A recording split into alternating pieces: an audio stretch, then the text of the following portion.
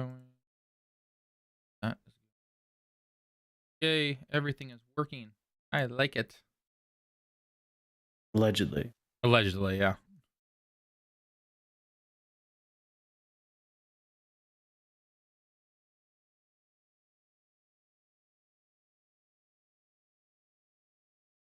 All right, looks like everything's updated. Everything's all good. Love to. I will do this. There. Alrighty. All right, I guess we'll start on the old Halo information, and we'll go from there. So let's give the basic information, just get your thoughts on it and all that stuff. And according to Bobby, I have to throw this in there somewhere, but Bobby thinks it looks like AI. So great. Oh, don't you just love it when AI is used like that, even though it shouldn't be? It's here to take everyone's jobs, including theirs. Even though it's been used for who knows how long already. Well, I mean, I think the problem is everyone kind of conflates AI with machine learning. Exactly. Yep. That's exactly what it is. Yes. Two very different things. Yeah. The problem is that term has just been melded together essentially. When it's like no. Like this is one thing. This is the other. It shouldn't be that hard to understand. AI. Everyone has gone in AI. Like big companies have gone in because they missed the boat on crypto. So they're trying to push that as hard as they goddamn can, in hopes that they're gonna hit the mother lode on it. And it's really not panning out. Like it's still a bunch of hot air at this point. Like it's not really. Oh yeah, no, it absolutely is. Anytime I see, I mean that's why we see things like even EA and all these people, like every single time they do their yearly conference or whatever thing, they're just like, oh yeah, we got tons of AI, stuff and everything. It's just like you're just hoping for finances, but you're just hoping for people to actually invest money into you essentially, because investors are stupid and they actually think this is actually going to work, but they got money to throw away and burn in the fire. So yeah, well, I mean, you got to spend money to make money. Definitely true.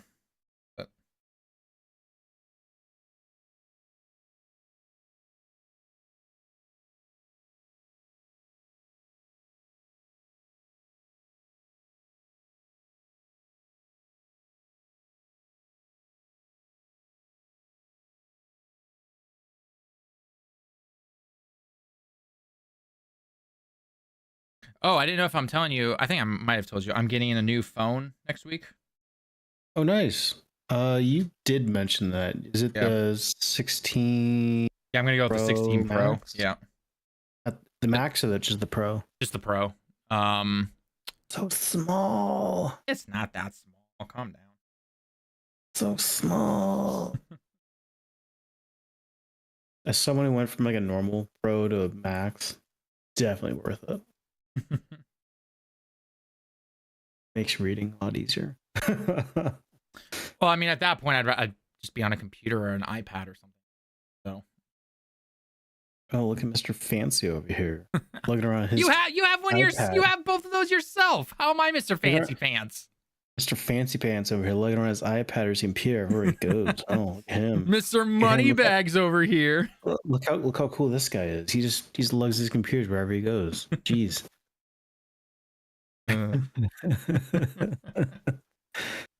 Look, Mr. Fancy Pants over here.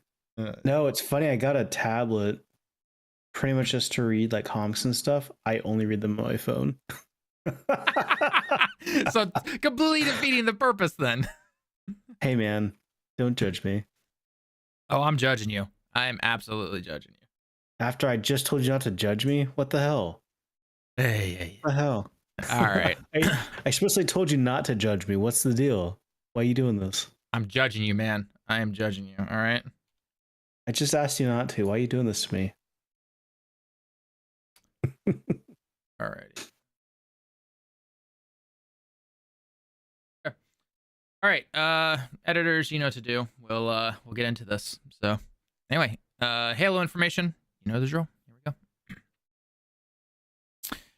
shocking news if you somehow have missed it, and it did release on a Sunday, so I wouldn't be surprised. If you have no idea what I'm talking about, of course, we are talking about the big news that's kind of been kept a secret, not really been kept a secret, that the next Halo game is going to be going to UE5. Yes, that big engine, that one in the sky that everyone loves to talk about, and yet seems to kill every single console. And yeah, it's not the greatest. It's a weird place to be personally whenever I see something going to UE5, where it's like, I see the potential, I see the possibilities with something like a UE5 engine game, but damn, can nothing get ran on that engine, because it is just look at the past games we've had in the last couple of years when it comes to UE5. And I've even talked to a developer for certain games on Twitter, where I asked him, I said, look, from the outside looking in, it looks like nothing is good on UE5, right? Like, there's the potential there, like we see it, but on current gen systems and even some mid-range PCs, UE5 just doesn't seem to be that good. And it's funny enough, he actually just simply said, yeah, he just puts it down to the Xbox Series S, which I know is going to piss a lot of people off. I'm not even going to get into that potential topic right there. But regardless, when we see something like Halo right now is going to be going to UE5. And by the way, this is not saying that Infinite is being switched over to UE5. No. Infinite is all but done. This is the next Halo game. This is the brand new one. They've even changed the studio. They went from 343. They're actually changing it. And they are just calling it the Halo Studio now, which I guess is probably a good idea branding wise, because as we know, people on the internet tend to forget after like a week of everything that's happening. So maybe this can kind of alleviate some of those fears that people are going to be like, oh God, it's another 343 Halo game, when in reality, it's basically going to be the same team. Now, to be fair, Halo did clean house and basically change a bunch of stuff up after the first year of Halo Infinite, but we have to see what's going to happen with this new team and everything like that. And as we know, when it comes to Microsoft, they love their contract workers, and hopefully UE5 at least can make it somewhat easier, because as we know, when it comes to how the contract workers go, they're there for about 16 to 18 months, and then they're let go, and then they bring in the new batch and everything. And so the big thing that's always happened in the past is that you have to constantly teach the new people coming in how to work on a particular engine. Well, if UE5, which is known by most people who do development and everything, if they come in and they already know how to work on the engine itself, then hopefully it shouldn't be too much of a hassle. However, the other big thing that they also have to worry about is just the fact of whoever the leadership is. Does leadership have a clear goal? Do they know exactly what they want to make when it comes to this brand new Halo game? Or is it just going to flop like we saw with Infinite and everything like that? So it should be interesting, because if you never watched any of our early streams or any of our earlier videos and everything like that, we here over at Direct Gaming actually really loved Halo Infinite in terms of the gameplay. It was a fun multiplayer. It was actually fun to jump in and pick up guns and just bounce around and have a lot of fun in anything like a Warthog or anything like that. It was a super fun time. But a lot of stuff obviously kind of brought the game down. First off, you had the infamous, just crazy microtransactions when it came to that game. The loading times to get into a match, just simply finding a match, was atrociously long. It was bad. I mean, Lemon, if you remember, we would wait like up to 15 minutes sometimes for a match. It was absolutely ridiculous. Yeah, it was pretty bad. So they have to be able to fix things like that, right? Whether they have dedicated servers, or you got to obviously actually make sure that there's a lot of people playing the game and everything like that. Because when Halo Infinite originally released in its quote unquote beta form, even though technically it was the full release of the multiplayer early, a lot of people signed on. It was on Steam, you could play it on Xbox, you could play it everywhere you possibly think of, and it was great. But then it just dropped off a cliff, essentially. And so it's weird that they're trying this once again, when they never hopefully they were able to figure out exactly what happened with Halo Infinite, at least on their side. We can always say what we think it is over here, but hopefully they've been able to figure it out over there as well. Because as you know, higher-ups are stupid sometimes. So it's just the way it is. So, Lemon, if you had say in this game, what would you want this next Halo game to be? It's in Unreal 5. Hopefully it can run decently well, even though we know that Unreal really loves to chug the current consoles and everything.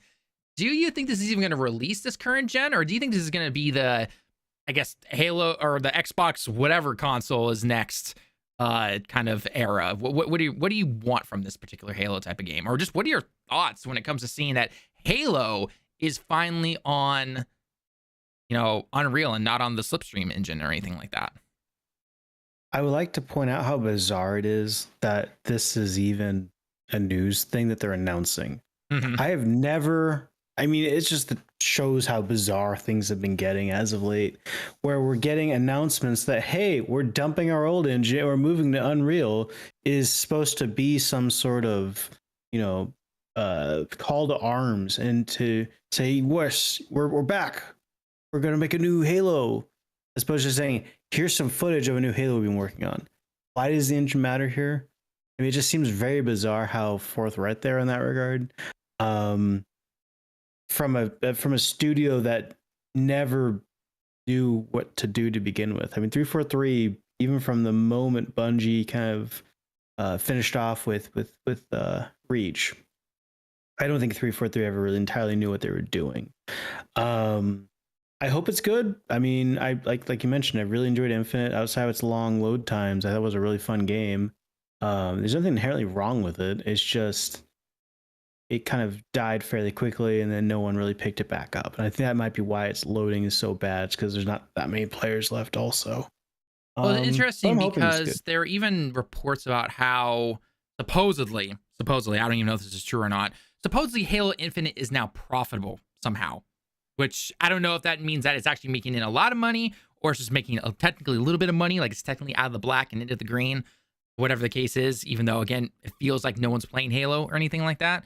So we'll have to wait and see. But yeah, in terms of 343 themselves, I think what a lot of people need to understand here is that the main team right now that is working with 343, that's working on this next Halo game, even though the studio name is being renamed to Halo Studios, it's still, for the most part, those people that have been within 343 for the past year and a half. Like we said before, after Halo Infinite released, they cleaned house in terms of the management for the most part. Some people got bumped up, that more people would trust in everything, and they've been trying to bring some of that good faith back and everything in terms of Halo Infinite and some of their seasons and everything, but then some seasons continued on longer. Then they basically said, yeah, we're not doing anything else with this game. And then now we know the Infinite is basically nothing right now. So they're going to have to really prove themselves, right? The engine obviously makes it easier for bringing in their contract workers because, as we know and stated already, Xbox/Microsoft is notorious for their contract workers. So hopefully that can somewhat make it easier and everything. But a lot of that's also obviously going to fall on the higher ups and the leadership and actually having a goal that they can tell whoever's coming in, regardless of who comes up to them and talks to them and say, hey, we got this particular part of the game done. What do we do next? And it's like, okay, you're done with this. Boom, start getting to work on this right now. And they know exactly what they're doing. That is never always the case, though. So we'll have to wait and see if they're going to be able to do that. And one thing from our chat right now that Mr. Hudson here is pointing out is that it says Halo has so much lore. They can do so much with it. Yes, they do. We can say that about a lot of games, though, that, it has this much lore, it has this potential to do this and this and this and everything like that. We see that, but do they see that? Does the leadership see that? The developers most likely do see that, but leadership has to see that and be able to have the ideas and maybe whether it's taking ideas from the developers and then making a final statement and being like, okay, this is the direction we're going to go with and everything, or at least writing something down and talking with people who know what they're doing when it comes to this type of stuff and being able to stick with that. That's going to be the key right there. So we'll have to wait and see if that's actually going to happen. Just because I know it's mostly 343, regardless of the studio name change, I personally I'm very skeptical. I'm a skeptic right now. I just don't know what to expect from this. Can they do it? Yes, they absolutely can. Will they do it? That's a whole other thing entirely. I just don't know if we're going to be able to see that, unfortunately, because of what's going on, especially with Microsoft now that we've seen with all of the layoffs and all their acquisitions and stuff that they bought and everything, which I know is not tied to Halo. Although I guess technically some members, I think last year, or maybe it was in January of this year, like 100 people were let go from 343 or something like that. It might have been the year beforehand. Unfortunately, all these layoffs just start to meld together, and I'm never sure on exactly what year it's happening, which is sad and unfortunate. Just it's the unfortunate thing that we're sitting in right now. So I'm not really sure how much the team has been affected since then when it comes to that particular stuff. So But I get the feeling that Microsoft, it's clear that it's Microsoft Gaming right now. It's not even Xbox Gaming anymore. It is Microsoft Gaming. And Microsoft wants to start getting their money back from the $100 billion that's been spent on Activision and Bethesda and everything.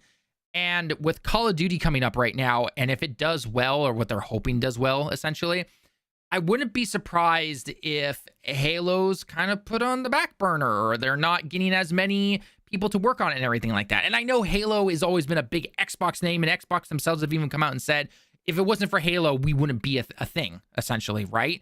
But if the higher ups, especially at Microsoft, are looking at, Halo made us this much, and Call of Duty can make us this much, let's go with this. Even though I know I just pointed over at the Halo and everything. Regardless, they're going to pick the one that's going to make them the most money. Business. I know, right? Shocker. So I don't know. Halo's really going to have to come out swinging. They're going to have to make sure that they don't go over the timeline that they're probably promising the higher ups over at Microsoft right now. Are they going to be able to keep it within budget? Is it going to run well? Is it going to have a compelling story? Are they going to be able to sell those microtransactions? Are they going to be able to do the multiplayer that brings in hundreds and hundreds and hundreds of players? Hopefully. I just don't know. I feel like a lot of people definitely got burned after Infinite, and if they see another game, they're going to be like, yeah, I think I'll just wait and see how it is, because a lot of them still rely on pre-orders and everything. And I know Xbox mostly focuses on Game Pass numbers and everything like that, but guess what? Halo Infinite is not on Game Pass. At least the multiplayer side of it isn't. It's just a multiplayer game. So that's not going to help your Game Pass numbers or anything like that. I guess if there's the single player portion that is on there and people really love the multiplayer. The single player is on Game Pass. Right. But in terms of making money, multiplayer is where it's at. It's free to play. Right. Exactly. They're going to have to make it free to play and everything, which means there's going to be microtransactions. There's going to be the battle pass and everything. And to be fair, Halo did do the the unlimited battle pass thing where you could go back and do older battle passes, which is great. Everything else relying around that, though, was just absolute garbage. I mean, we all saw the terrible level up system and the daily challenges and everything, which is the only way to level up said battle pass. And yeah, it was not the greatest and everything like that. So we'll have to I'm hopeful that they'll be able to do something with this next Halo game. I don't think Unreal Engine is the win all be all move that's just gonna be like, oh, save the franchise, boom, done, we're good to go. No, there's a lot of extra stuff that they are gonna have to do when it comes to just the path that they take. Do they have a compelling story that they want to tell? Do they have a leadership team or someone at the leadership helm that knows exactly what they want to make and has a plan for all areas of development, and they know exactly what they're going to do? Do they have everything planned out from the level up system to how the microtransactions are going to work? All of that stuff. They have to have that stuff now basically planned out before they delve too deep into the development. Otherwise, guess what? It's going to be too late to change everything. Because if they decide to do something this way, and there's a major blowback when they announce it and everything like that, there's not much time to really change that stuff before it gets released and everything like that. I don't think Microsoft is going to say, oh yeah, we'll give you an extra 2 years to change this up and everything like that. I don't think that's going to happen unless you're a developer yourself in terms of programming and everything like that. Do you think they would even get a chance like that if there's a huge blowback against that? No. Yeah. They would bury it. So there's sunken cost fallacy, which is what you see something like Concord. Exactly, it's sunken cost fallacy. If Sony was smart and was headed by people who were a little younger, a little less stuck in the old mentality, I think they would have held that back. And so you see something like modern day, cutthroat companies like Microsoft, and and especially something like Google, but Microsoft, like, they will cut the cord if it's not working out for them. Full stop. I generally think this is a case of Microsoft probably, putting the screws to them and say, hey, you need to make a case for why we should keep your asses around. Right. Because yeah. Infinite ain't making money for them. They've effectively ran their money maker into the ground, and they need to see some money back. And we're not seeing that from anything from Xbox at this point. It is an absolute money pit at this point still. So, I mean, I think this is just more of Microsoft is kind of putting the screws to them. They need to put a video out or something to kind of tell people, hey, Halo still exists, guys. It's still a franchise. Don't forget about us. Please don't forget about us. So I think the whole thing is nothing burger. I don't expect. I think this is more just to gauge people's reactions, and more just a case of they just really need people to remember that Halo as a franchise still exists, and not this crusty old franchise that no one plays anymore. Well, yeah, it's interesting because you bring up the fact of you literally said crusty old game essentially. Because it will be interesting to see how they try to approach this new game coming up. Do you appeal to the old school fans, or do you appeal to newer gamers, or like the newer generations and everything like that? Which obviously you could see something like, the free to play, mentality and everything. That's clearly the current, way of doing things and everything like that. But do they even say you're going to get split screen co-op or anything like that? Or any, because everyone online, again, I know online's a minority and everything like that, was freaking out that there was no online co-op or anything when it came to Infinite and all that kind of stuff. Or it came later, but then there was no local split screen or anything like that. Mm-hmm. And I know that's a staple of Halo and everything, but at the same time, current generation right now, in terms of gamers, don't really do couch co-op. I'm not saying they don't do it flat out zero, but a majority of games are just simply played online with people, right? I feel like you are listening to the very loud minority there, though. I don't like you said. Couch co-op's not really a thing anymore, right? Especially after the pandemic. Oh yeah, so, no, I know, and that's what I'm saying. I'm saying that as much as people want, again, loud minority on Twitter. I mean, people on Twitter in general, the minority when it comes to this type of stuff. It's just the way it is, unfortunately, right? Yep. But majority of people, like, what do? You jump on Discord and you play online with your friends. Mm-hmm. Yeah. Right? Especially if you are anything over, I would say 18 years old, right? Maybe occasionally you get somebody that in college and you hang out in your dorm room and you play some games together or whatnot. But the majority of the people, like, especially like you and I, ever since we left for college, we went to separate universities and everything. We would always be jumping on Discord or the in-game chat and everything, and then just played our games online. And that was back in 2009. Did you know what we used? You don't remember, Talon? Skype. Oh God, I remember. Yeah, we did use Skype. Oh God. Yeah, we used Skype. Damn. Jeez, that makes me feel okay. Boomer gamer right here, guys. I know. Anything over 30 is a boomer to some people, but damn, we did use Skype. I remember that. Yep. Yeah, it was because that was right when we started getting into the PC side of things. We used the PlayStation chat, if I remember correctly, like on PS3 back, because that was back when we were still playing, like Battlefield 3 and everything like that. Mm-hmm. Yep. So, but yeah, no, we did use Skype for a while. Oh my God. Yep. Oh God. And then we failed to try using Team Chat. If I remember, what was it called? Was it called Team Chat or something like that? Or no, TeamSpeak. That's what it was. TeamSpeek. TeamSpeak. Yeah. And then Discord came out after that, and then that's where we've been ever since. So, So yeah, we'll have to wait and see what's going to happen there. So, and speaking of couch co-op, one of our viewers over here on Twitch says, it's topical, but there was a huge blowback when Sparking Zero and other games didn't initially have couch versus. And that's another thing right there as well, right? Yeah, you want it and everything, but in reality, majority of gamers right now, just you play online together, right? That's just the way it is, right? The people who like still pick up their consoles, unplug it from their TVs, bring it over to their friend's house or something like that, or anything. That's a very small group of gamers right there. As much as we loved it back in the days, I mean, I still remember my friend Lemon here coming over to my house during high school where we would play Smash Brothers or Mario Kart and everything like that, right there. And then, like, yeah, that was great and everything. But that's just not the way most things are done these days, unfortunately. It sucks. It really does. But that's just the way things are. So, we'll have to wait and see what's huge blowback, sure, but is it going to affect the sales? No. No, they're gonna be mad. They're gonna be mad about it. Yeah, they're gonna be mad about it, and then they're still gonna buy it because they want to play the game in the end, right? Yeah. So yeah, it is what it is. We'll have to wait and see what's gonna happen here with Halo, though. I mean, the big question I've been even asking in the chat right now, live, that you guys can literally click on the chat right now, is asking, will Halo make a comeback?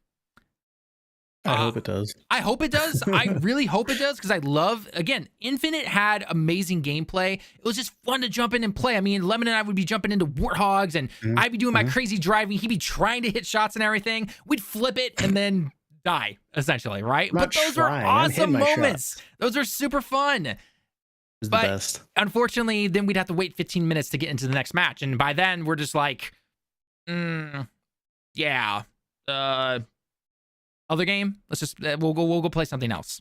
Essentially, that's what it came down to. That's what it came down to for us. I enjoy having time between matches, so I go to the bathroom and stuff. But I don't need that much time. I'm about to say, yeah, it's not like Mario Kart where you take like less than 30 seconds to get into the next match. It's kind of like, the finals is perfect, right? You can just stop it, and then because we know it takes less than a minute to get into any match and other games and everything. But then Halo was just like, okay, hey, I'm going to go make a sandwich. I'm going to do my laundry real quick. And, maybe I'll send an email off before we finally get into this next match, essentially. Yeah, it's pretty brutal. So, sure. I don't know. Regardless, though, hopefully we can see Halo make some kind of comeback. We'll have to wait and see if it's actually going to.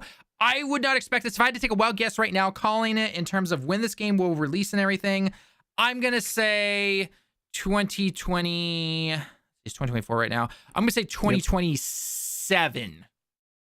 Whoa, at 7? the earliest, like late 2027, like November 2027. All right. Yeah, November. I was thinking 26, but okay. I'm gonna say November 2027. That's my result, because we don't know how far along they are on whatever this little project is, right? The gameplay and the B-roll you've been seeing in the background for some time now has just been, concepts of them trying lighting and everything, and putting certain areas of Halo itself, right? That's about it. Mm-hmm. We don't know anything about the game or anything like that. So again, we'll have to wait and see what's gonna happen. But hopefully we see something. I'm rooting for Halo to make a comeback. I really am making I'm rooting for them, but I'm gonna be very skeptical because again, it's Microsoft and it's still 343 in the end. Yeah, they changed the name of the studio, but it's still 343. We'll have to wait and see what's going to happen. It's been a downward trend since the moment they got the franchise. Exactly. Hudson, 2027 along with Elder Scrolls 6. Dude, Elder Scrolls 6 is not hitting in 2027. You kidding me? There's no way Elder Scrolls is hitting in 2026. There's no way it's hitting in 2026, dude.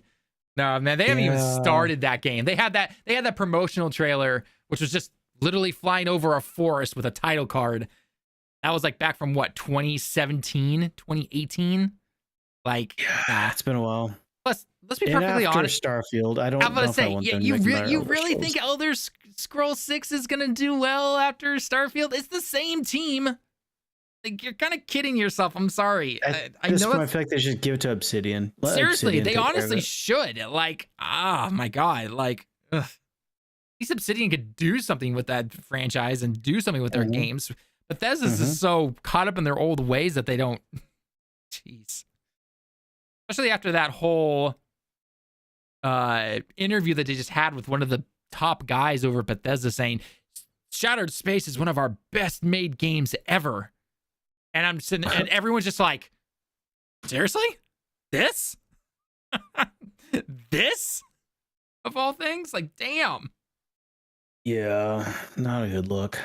Well, I mean, the fact that, Shattered, even the hardcore Xbox fans right now, when it comes to Shattered Space, there's a good chunk of them that are just like, this isn't it. This isn't it. Even, what's the guy's name? There's a really big Xbox YouTuber, right? His name is Cog, I think his name is COG. He runs a podcast with Mr. Matty. And he is everything Xbox when it comes to his channel and everything. That's his thing, right? Even he has defended Starfield. He loved it. He's put in over like 300 hours or something like that. Even he is saying that Shattered Space is a letdown. That should say something right there for you. And I think people saying that, don't worry, just get him off of this, Starfield thing and get him on the Elder Scrolls or the next Fallout and everything. I mean, depending on what their schedule is, whatever game comes out next, so let's just say, for example, Elder Scrolls is the next game, I'm not expecting that until 2030 at the earliest would be my personal guess. Oh my God, that means Fallout. That's that means 6 years. That's 6. Oh my God, dude, if you actually think they've been working on Elder Scrolls 6 ever since that announcement trailer, no, they've been working on nothing but Starfield. Like, there's maybe like a team of 2 in the back sharing a computer from 1999. Still trying to come up with concept ideas for Elder Scrolls 6. That's what's happening with that, okay? But regardless, if Elder Scrolls 6 comes out in 2030, that means the next Fallout game, let's call it Fallout 5, for example, that's not probably coming out until 2035. Just think about that for a second. I mean, they're working on their ancient engine as it is, and just with how long they take to make games now. Yeah, I don't. We're gonna be in our fucking 40s. Don't remind me. I know. God damn, it's gonna suck. I can't lose any more hair that I can lose a bit more hair than I already have, but still. I don't have any hair, so you know what? I'm already there. What little hairs you have, they're gonna be gray. We're gonna be old, Talon. Dude, I've had gray hair. Fair. Dude, I've had gray hair since I was like 16. So that's not natural.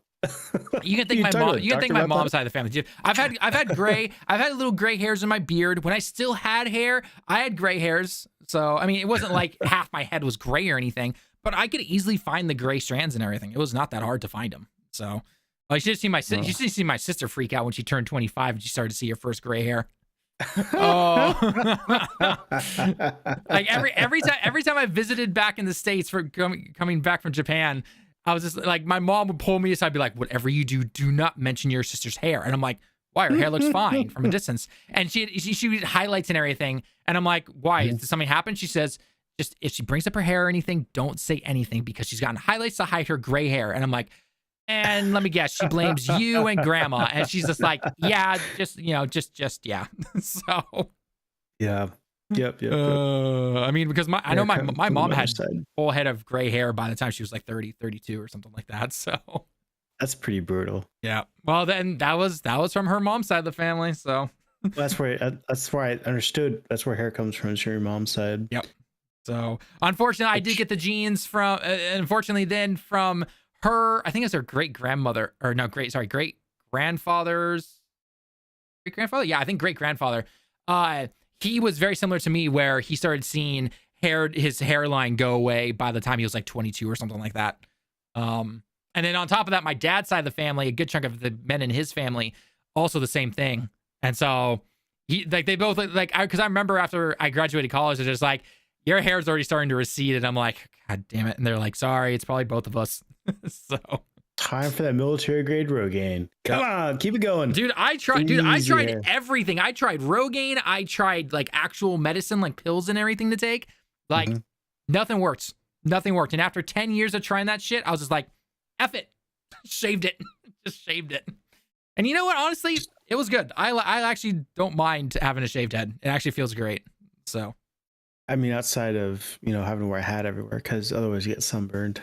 Yeah, like if it's a cloudy day out, though, I don't wear my hat. I mean, especially when I leave for work early in the morning, I don't have to wear a hat. But yeah, generally after work though, or if I go out for lunch or something, like I've got to put a hat on. But other than that, but the thing is, I was already wearing a hat though when I had hair still, because it was just flying all over the place half the time, or it was so thin, and I just wanted to cover it half the time. So I'm just like, well, I might as well save on shampoo and going to the barbers and everything. Might as well save some money and still wear a hat. So why not? Yeah, I didn't have that problem as bad as you, but like 5 years ago when it really started to thin, I'm like, I'm tired of getting fucking sunburns on my head. So I start wearing hats. But I don't like wearing hats, so it's kind of like a,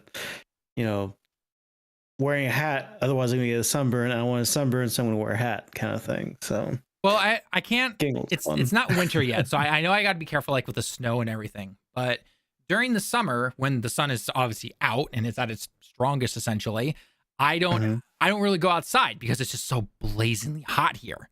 So I don't have to worry about wearing a hat.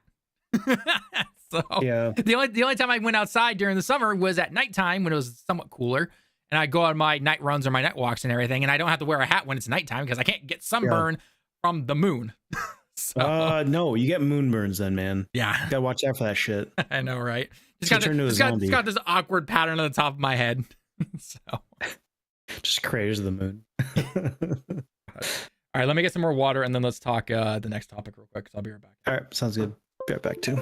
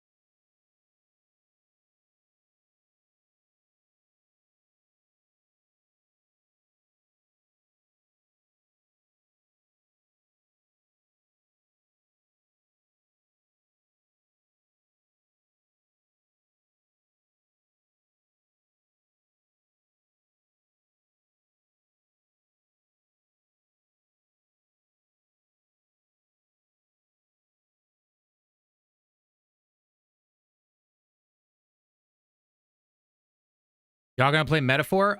Yes. I am playing the demo currently right now. I'm about 4 hours into it, I think. Yeah, I think I'm 4 hours into the demo.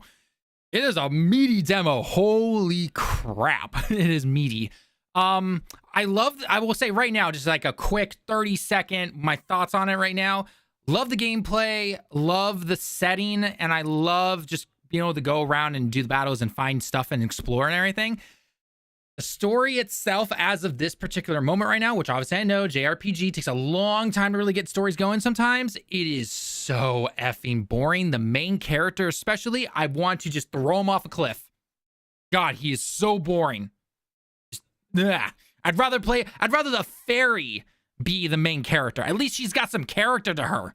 That main character though, man, that dude is just, he's so boring. I just don't care about the story right now. So, no, I know stories, especially like this, are supposed to be a long, drawn out. It takes time to get them and everything like that, but it should still somewhat hook me at the very beginning. And it just isn't at this particular moment. Like other JRPGs or other RPGs at least hook me in some degree when it comes to their characters or the story or something. Like for example, Final Fantasy 16, right? Hooked me on its characters right away. The OG Final Fantasy 8 hooked me on its story, right? And the characters are also really cool and everything like that. Final Fantasy 10, I love the setting and everything, which is really cool. Final Fantasy 7, love the characters, right? Story took a little time to get going because you literally jumped into a reactor in Final Fantasy 7, but I love the characters from the moment I met them and everything like that. But this particular game right here, like I just want to, I had to stop myself from hitting the skip button because I just want to get straight into the action and start battling and looking at the battle mechanics and all the new, they don't want to call, they're not personas because that's obviously from Persona, the Arkham, whatever they're called or whatever, changing into the cool forms and everything like that. Like I want to explore more of that battle system and everything, but the story, again, I think honestly, again, just the main character. Take that main character out, or the kid with the double eyes or whatever, that boy. Take him out, make the fairy the main character, or make someone else the main character, and it hook me right then and there, just like that. That would be my thing. So, would that be your thing? Really skipping stuff, really? In a JRPG, really? Yeah, I mean, I would say that. So, son, I'm disappointed. Oh shit! Hang on, I think I left the refrigerator open. Hang on 1 second. Oh, that's not good. That's called a waste of energy.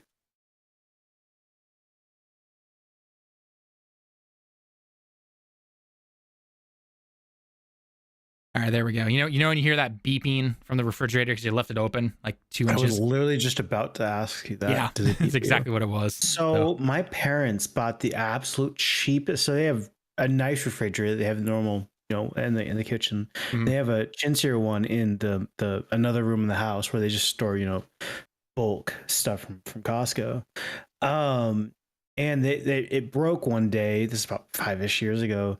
And they're like, we need this. We can't live without this, extra fridge. So they bought the absolute cheapest fridge / freezer thing they could find, and it beeps at you if you don't close it. Right? So far, so good. When I bought my house, it had appliances, and my fridge doesn't beep at me when I leave it open.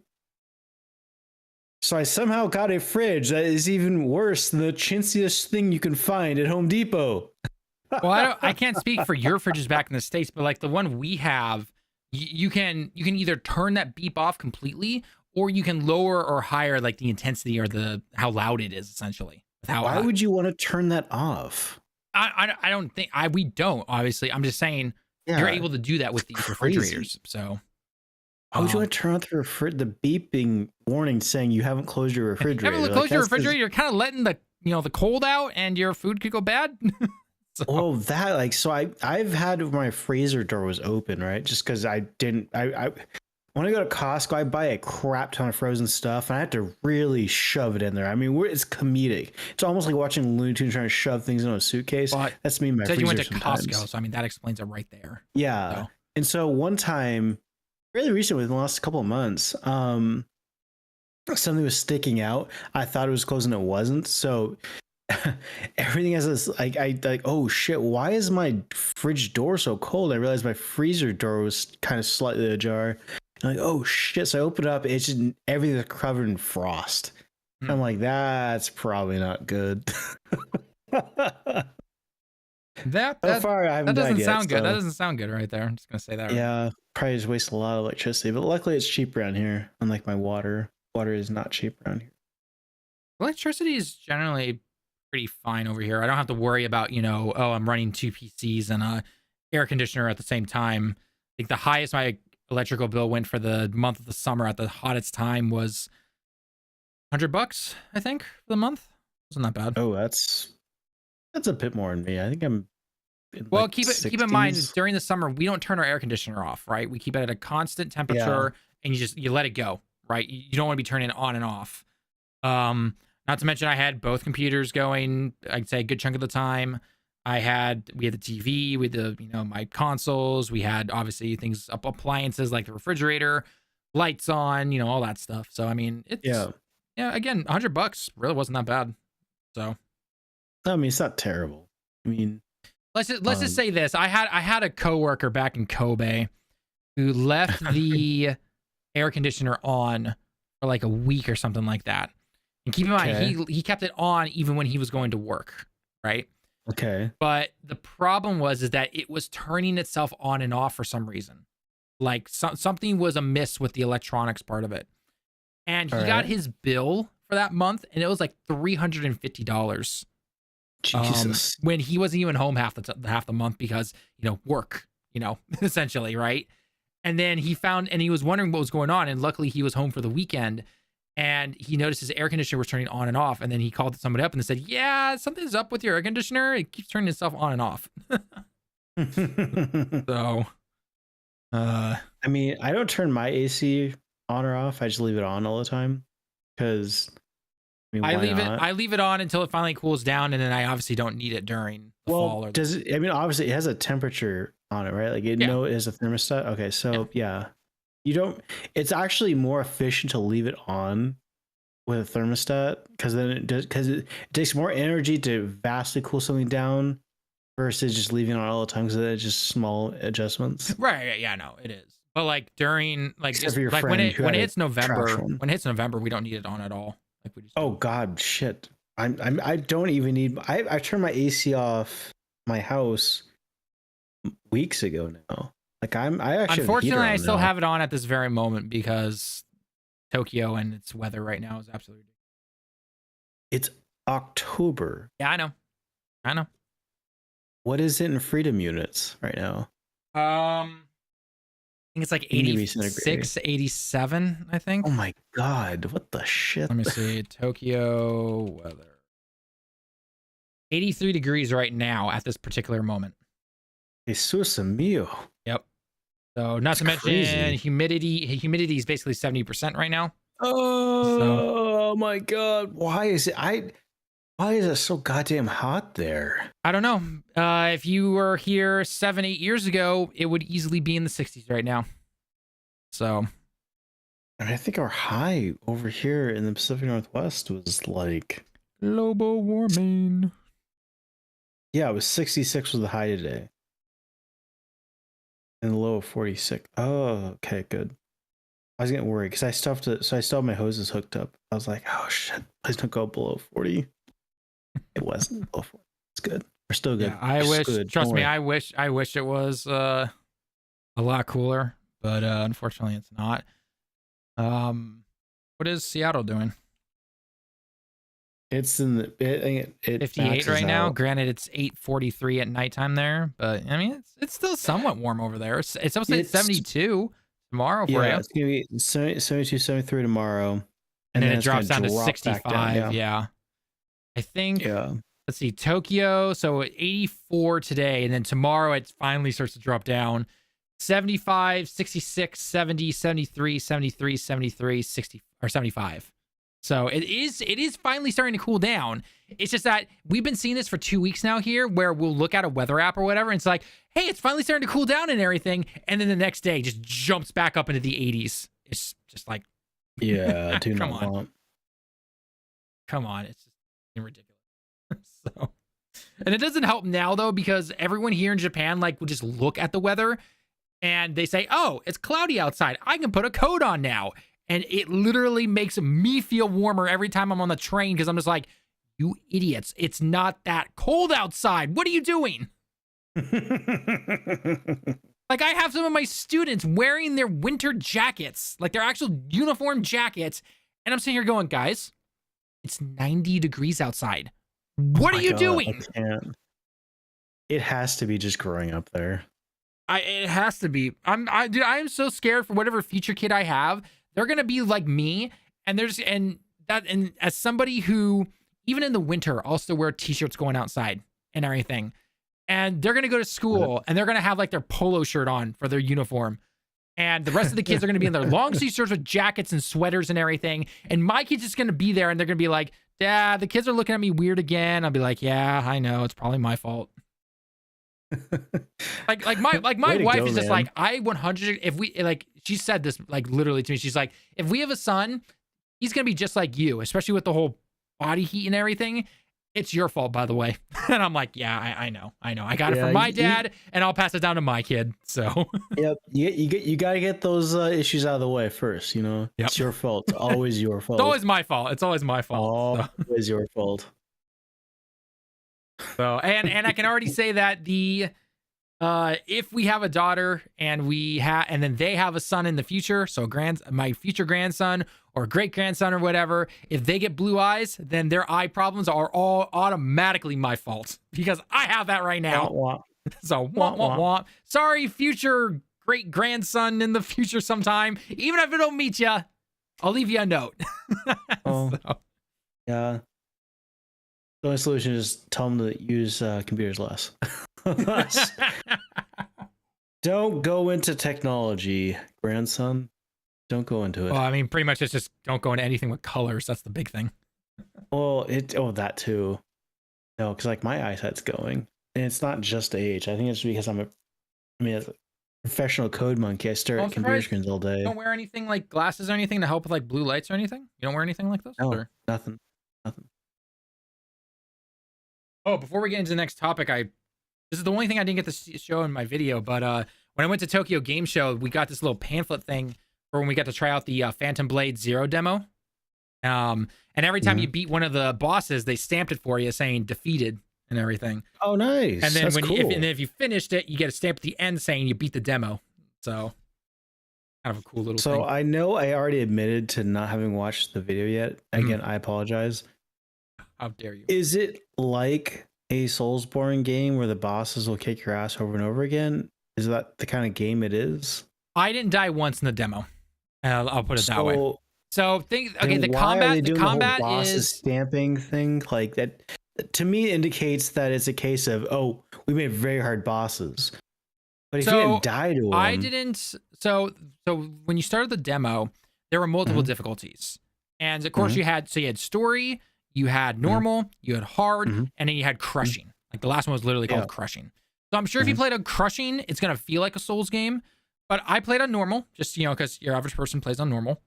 Yeah. And the combat feels like a mix of God of War 2018 / Ragnarok and Devil May Cry, essentially, is what it feels like. Okay. So if you're into that type of combat, then this game is really not that hard, because the way it works is that you have light and heavy attacks and everything. Blocking / parrying, like the rhythm of the gameplay. Granted, this is a demo. The game's not even supposed to be out till 2026, essentially. But when the opponents attack you, you don't need to be doing a thing like in, let's say, Stellar Blade or any other Souls game where you're like constantly hitting the block button to perfect parry and everything. You literally just hold down the block button until you see their weapon turn blue, and then you time that to simply dodge behind them, and you just get a bunch of attacks in on them, essentially. That's what it is. When their weapons turn red, that's an unblockable move, but you simply hit the R1 button instead of the block button to dodge around them at the perfect time, and that's all you have to really do.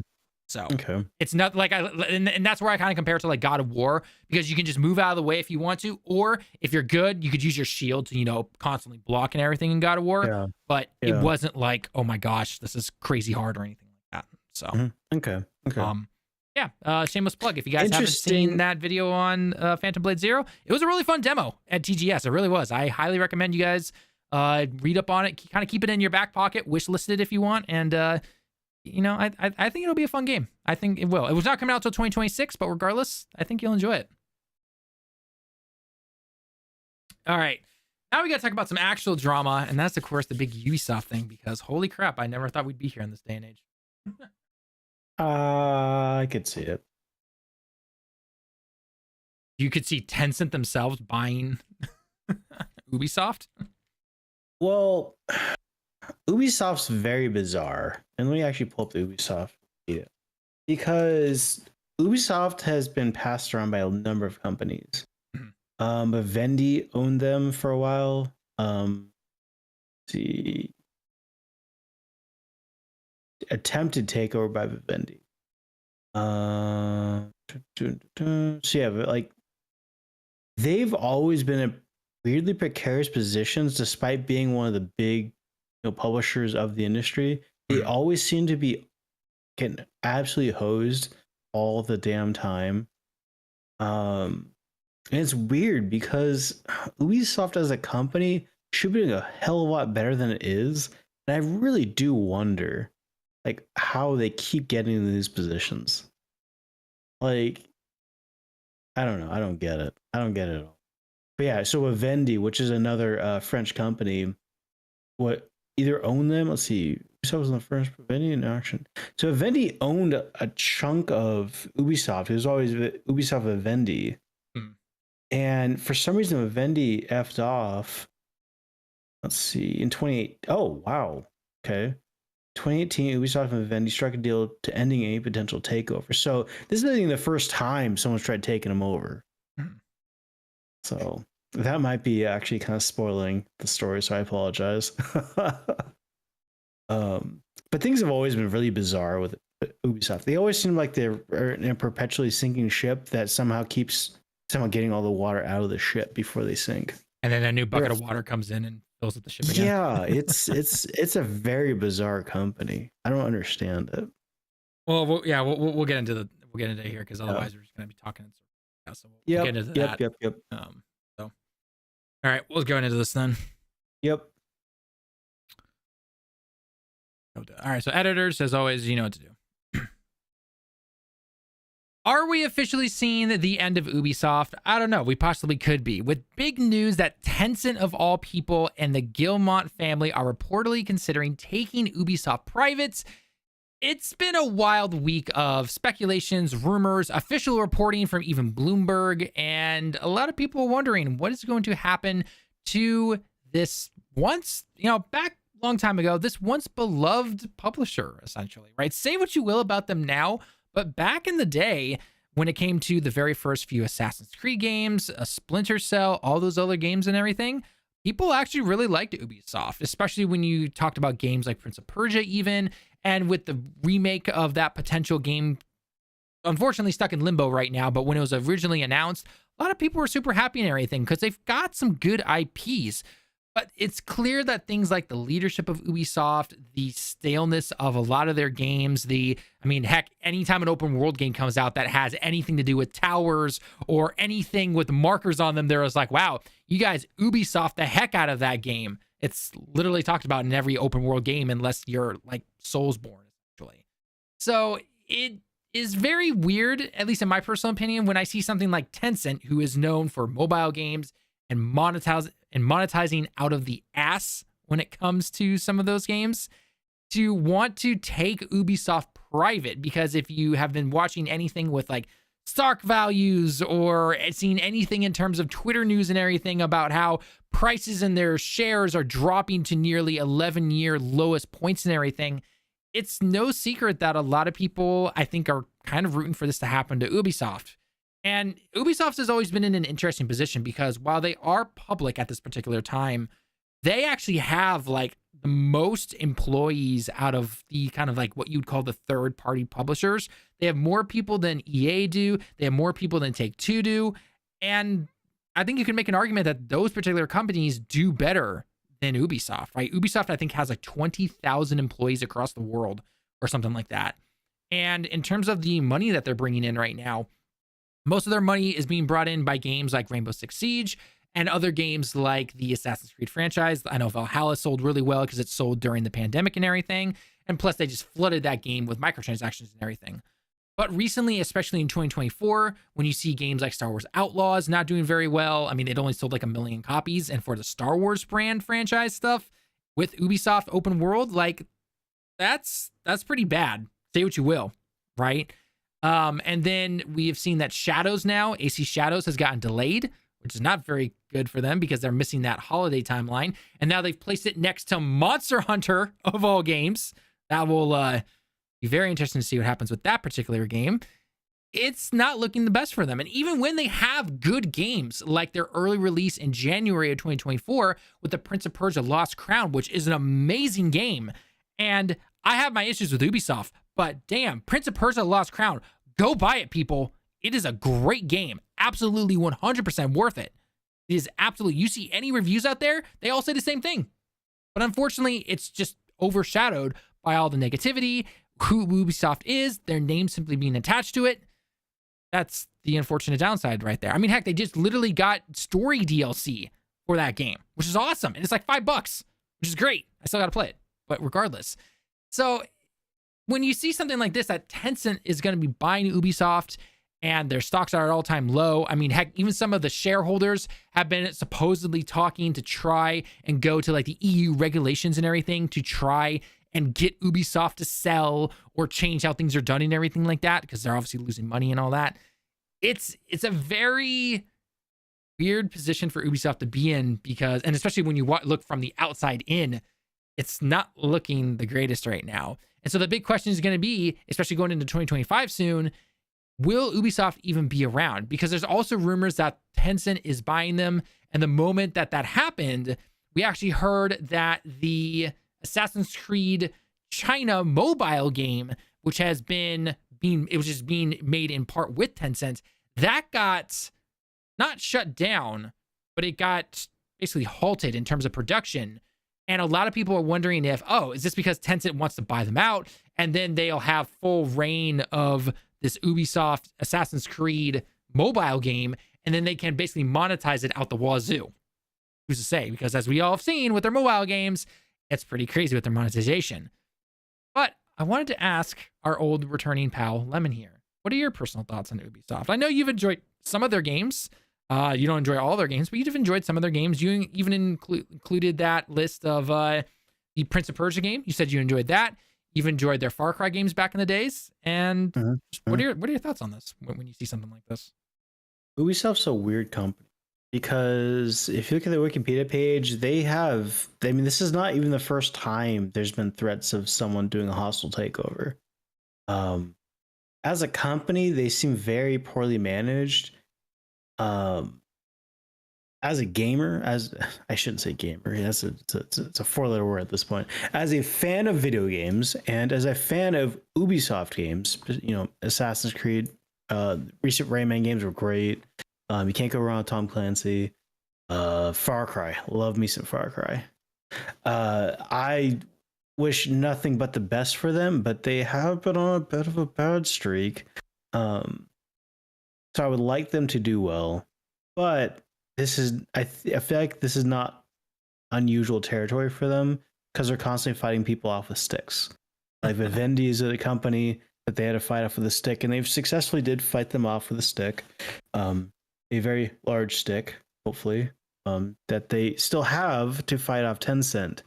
But I do say, this is putting on my tinfoil hat. Oh, we always love a good tinfoil hat theory here. I love me some tinfoil hats. I love putting them on my head and saying crazy stuff. Well, let's hear it. It is very conspicuous as to the timing of all of this in terms of roughly around that time, people are like, yeah, there's some issues at Ubisoft right now in terms of management. And all of a sudden the floodgate opened up and now everyone's talking about how all these issues, and then Tencent all of a sudden pops up and they're trying to say, hey, why don't you go start selling? Why I want to buy some of your shares. I want to buy out Ubisoft. and the Guillermo family like, yo, get bent. And so the timing of all this seems very suspect. It seems very much like someone's kind of pulling some strings to get Ubisoft's shares to go just low enough so it's more feasible for them to buy them out. I don't know if that would be Tencent doing that, or if there's some other company pushing this that they're going to try to swoop in. Maybe it's Microsoft. Maybe Phil Spencer is playing the game there. I don't know. I don't know. I don't think Microsoft would give him another cent for acquisitions after buying Activision and everything. But there are some people thinking that, aside from Tencent, was it Enforcer? Embracer. Embracer, yeah. Sorry, Embracer, yeah. People think Embracer for some reason is going to do that, and I'm just like, okay. Really? You think? Yeah. After they had arguably one of the shittiest years of their whole company. Right. After having to literally kill off studios to keep afloat. I really don't hope Embracer's trying to get on this shit. Oh God, I would not put it past them, because that's kind of exactly that's kind of the thing, right? Like I personally don't want them to, but holy crap, yeah, I could easily see. They just need to embrace more studios. That's in the name. They embrace the studios. Give me more. God. But yeah, no, I'm disappointed by this news, because I mean, I don't want it to be doom and gloom all the time. I try not to be, but I kind of tend to be that. We are in a bit of a quote unquote video game downturn. I wouldn't say recession yet, but things are not looking good for AAA games, much less quadruple A games. Oh like yeah, gotta remember that first quadruple A game, guys, that Ubisoft and only Ubisoft can give you the satisfaction of being able to play. Only Ubisoft can give us quad A, triple A game. Sorry, quad A games. It doesn't even make sense in my mouth. That's how it's so hard for me to say. And I don't know. And I don't want to, and whether it's on this video, if you guys want to talk about it in the comments, I can't stop you, but we're not going to get into the whole aspect of what is going on with Shadows in terms of, putting a black samurai in the game or anything like that. Or, just like, yeah, Ubisoft is definitely taking some liberties with some of that stuff. But then again, this is Assassin's Creed where you killed the Pope. So yeah, it's just like, if you played Assassin's Creed and thought, man, this game's super realistic. The first goddamn game, what? The guy literally, oh my God, yeah, they're not realistic. Ezio never met fucking anyone in any of his 3 games. He did not shape character. Renaissance. Well, yeah, but like Da Vinci was not his chum, because Ezio doesn't exist, and Da Vinci didn't make Assassin's Creed. Weapons and stuff. Or the glider, so you fly around and infiltrate the Pope's hangout. I was bummed out when I heard of all that stuff. I won't go anything more into that, but I think it was a bit of a bummer here. Right. I think the thing when it comes to the recent games, especially over the years when it comes to Ubisoft stuff, is that I don't think people would have a problem with, God forbid, a Black Samurai or a story over in Japan for Assassin's Creed, because people have wanted that for a long time, especially with the story over in Japan and everything. It's just the fact that I think people have been conditioned over the years that these games are just average, essentially. And so you're more likely to not be as hopeful when they announce these particular games and everything like that. And I think especially with Shadows, Ubisoft has been very trying to defend themselves, but then also put all these random statements out about historical accuracy and everything, when it's just honestly, you should have just announced the game, and then you just said, look, we're taking some creative liberties with a person who is from the historical records. There was a guy in Japan like that, just we obviously don't know much about him. I mean, he's been portrayed in anime and other forms of media and everything like that, books, you name it. If they literally just came out and said, look, we're going to be taking some creative liberties with this. We hope you enjoy. We're going to make a good story for you. Obviously you don't want to spoil anything, but maybe get some ideas about some talking points about the story, and then just go from there, buckle down, make a good game. I don't think you see as much blowback. I really don't think you would. Yeah. But unfortunately, this is the way it is. So you know what? And it's also unfortunate that an Ubisoft game where you're just like, you know what? I'll wait for it to be on sale in a month after it releases and everything. Right? That's why I didn't buy Star Wars. It's going to be on that Black Friday sale, and that's just the way it is, right? And for people wondering why I'm not freaking out more online and everything, it's like I would rather focus on games that I want to play and enjoy or have caught my attention and everything like that, right? The moment all this crazy Ubisoft, Assassin's Creed, Shadow stuff started popping up online and everything, I was just like, okay, I'm going to go look at, Final Fantasy news and everything, or I'm going to look at Metaphor, or I'm going to look at literally anything, the finals, season 4, because there's a lot of players come back to the finals now, which, by the way, check it out. Finals is awesome. It's free to play. You should play it. And so I'd rather just go check that stuff out. I'm not going to focus on this huge negativity with what's going on with them. If the game comes out and it's good, great. I'll do my research as I always do, see the reviews, but I don't need to focus solely on the negativity and everything like that, which I know gets clicks and views and everything like that, but I would still rather play good games. If a game is good, I don't care who's in it, what's in it, blue alien, black dude, I don't care. So as long as the story is good, because I like a good story, and the gameplay is fun, that's all I care about. Literally all I do. So I know, hot take, right? I know, this is a hot take right there. What am I doing? Not a real gamer, I know, but I don't know. We'll wait and see what's going to happen with Tencent. For all we know, this thing could fall through. Maybe Ubisoft still has that stick to beat them back a little bit, because we know this family has been involved with Ubisoft, obviously, since it was made. Yep. I don't know. The whole market thing, I get it. Maybe they face some backlash in the EU, I believe, when it comes to those regulations and everything like that. But I don't know. We'll have to wait and see. I don't think Microsoft is going to buy them. I don't think Sony's going to buy them. I don't think anything like that. Because they have their own issues to deal with right now. Sony, after Concord and buying Bungie, which is just probably the stupidest business move I've ever seen in my life. Microsoft, obviously, still trying to make money with all the acquisitions they've now done. They've got their own shit to deal with right now. So if Tencent buys them, I guess we're about to see every game that's under that umbrella just monetized out the wazoo. But we'll have to just wait and see what's going to happen. And let us know what you guys think. Do you think it's actually going to? I know people, and it's weird because I do see people saying, I really hope Ubisoft is just, demolished and everything. Why? Why is my question. I would think people would want them to get better to then take those franchises and games that have been ignored and innovate and make new games, whether it's in those franchises or make new games or anything like that. We shouldn't want things to just completely fall apart and die and everything. It's like when you see the people hoping that Xbox finally kicks the can and is not giving competition to Sony. Why would you want that? I do not want that. We are already seeing the ramifications of Microsoft fucking around. Exactly. We have seen that already in real time. Finding out. Microsoft's not finding out. We're finding out before Microsoft finds out. Exactly. And the PS5 Pro is a literal that is a literal ramification. Yeah. The PS5 and how it's being rolled out without a disc drive at its price point is a ramification of Microsoft fucking around. We are the ones finding out, Talon. Oh, I know. Microsoft dude, no. Microsoft is so far behind. They're so far behind. They're still asking people, why aren't you putting our games on our platform? Why are you putting them on PlayStation only? They're literally asking that. I'm just like, cringe. What are you doing? What is wrong with you?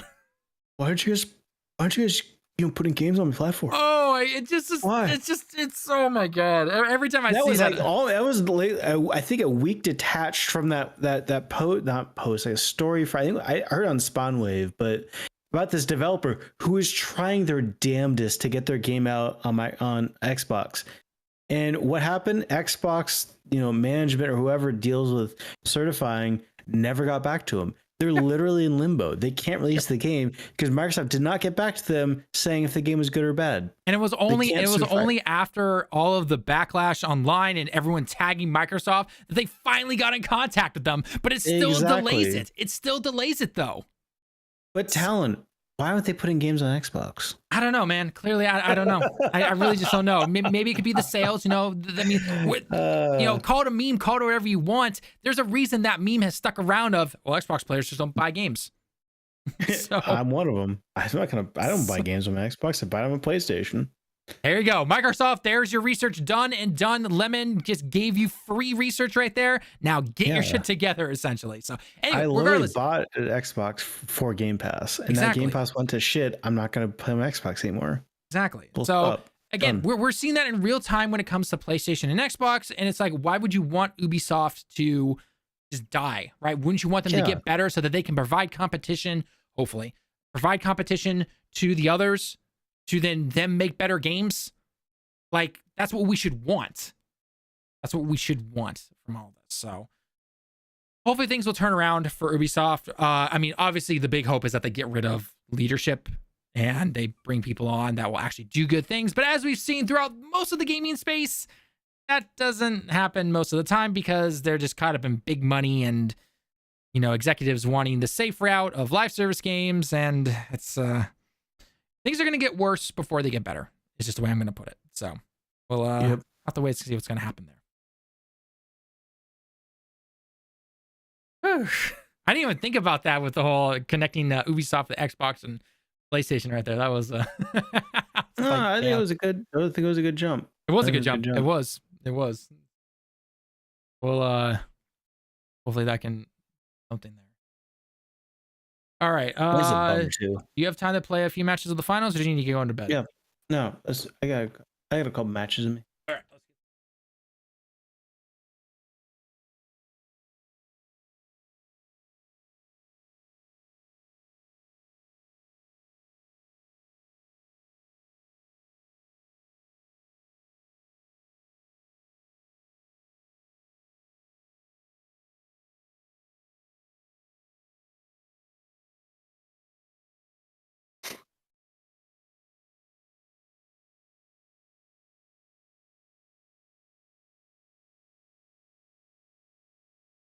Oh, before you jump into any matches, you can put sights on your guns now. So wait, what? Yeah, you can put sights on your weapons in the finals now. What am I gonna do with a sight on a grenade launcher? Well, I'm just saying if you want to switch over to other guns, you know, because let's be perfectly honest, those machine guns, those iron sights, they're terrible. Awful. That's what they are. They're just terrible.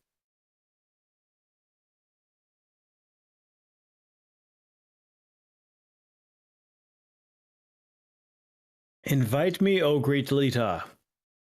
Tell the game to load in faster. Ha! Sounds like somebody needs to get a better PC. I wish I could, but prices are pretty ridiculous here right now. Oh, actually, I need to go buy shit. I'm maxed out. I'll start buying shit then. Heavy. I'm buy a Kimbo. 50 caliber Deagles. Bring it, baby. I've heard those are pretty good. How could a Deagle not be good? What's better than a Deagle? 2 of them. Man, I remember Deagles in Call of Duty. The problem with COD and those single shot kind of rifles, I have terrible aim. So like you see these kids with their hunting rifles in the game, obviously. Like the original sniper rifle is just a hunting rifle. They took the scopes off them. They're just there one-shotting people. I'm like, man, get bent. Get bent. Because I can't do that. My aim was always too bad for that. Oh my god. There's one called Silverware Slice. Is that it? Are those throwing knives? I think so, yeah.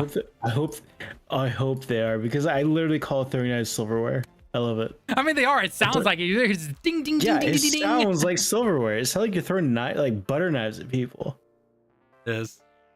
I'm so glad they have a silverware one.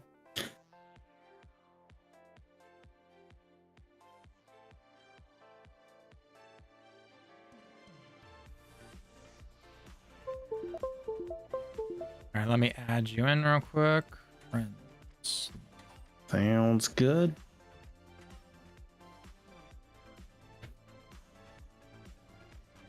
All right, oh no, I don't want equipment. I need to customize.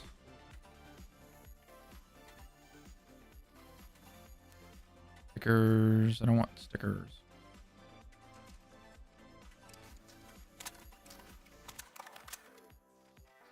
Sights. Here we go. Yeah, here are sights. Oh, let's go.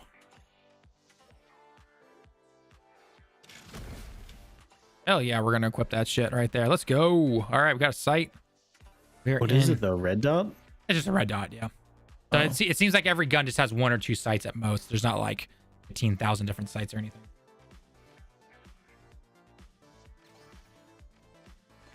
Play power shift.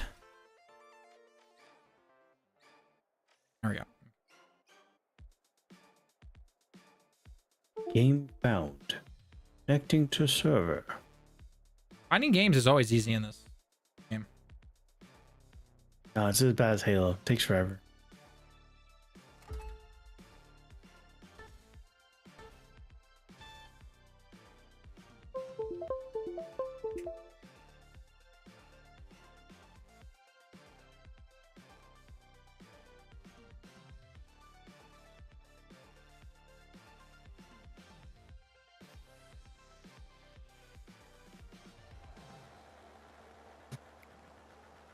Where are we going? Seoul. Look at those long, luscious locks right there, man. It's projection. I will never get those in real life. Not anymore, we won't. Unless I wear a wig. Though it is spooky season, I might be able to go down to Spirit Halloween and get a wig. You could easily do that, yep. I'm not going to, but I could. You could, though. You know you want to. I have the ability to, but I won't. But I have the ability to. Now, the shock and awe versus the high notes. Let's get into it. Let's get into it. Notes. Oh, dude, look at that red dot sight. Let's go. Boink. All right, get ready. It's gonna get crazy in here. Yeah, this is like one of the more shit show kind of maps, just in terms of like the starting area. Well, yeah, I was gonna say with the starting area, yeah, it's always insane. like this. Like honestly, just stand back and just You son of a bitch. There we go. Got him. I'll get you in a second. Hang on. No rush. And you're up. Oh crap! What the hell? Ah no! Oh, No, no, no! Right there. There's 2 of them. 2 of them. Just grenade right there. Right there. Grenade. Don't even try. Don't even try. The problem is they're too close. I can't hit. Like it's already hard enough killing people. Yeah. Is the new season good? Yeah, the new season's actually really good so far. A lot of people have been coming back into the game because a lot of people they changed up a lot of stuff, which was really good. Heal you. Oh, you're gonna heal him? Fine. You heal. This asshole keep no, he's not. Maybe? Oh no, he's not. Okay. Ow, stuck under everything. Like kindly? Yeah, you can put sights on now. Yep. And they don't cost real money or anything. They just take the normal in-game currency that you earn just by playing. Super easy to get. Damn, lemon up here. Oh, never mind. That's not lemon. I saw a heavy, so I'm thinking lemon. Oh wait, no, it's not lemon. Check the hair. Yeah. Luscious locks. No luscious locks is not lemon. Coming up there. There is someone up there, yeah. All right, I'm going up. Hey, buddy, how's it going? I got him.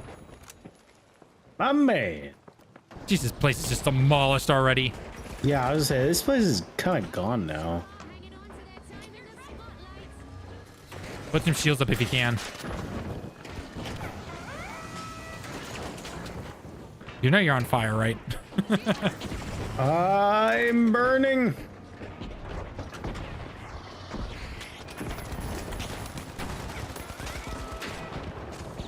I got you on the heels, big boy.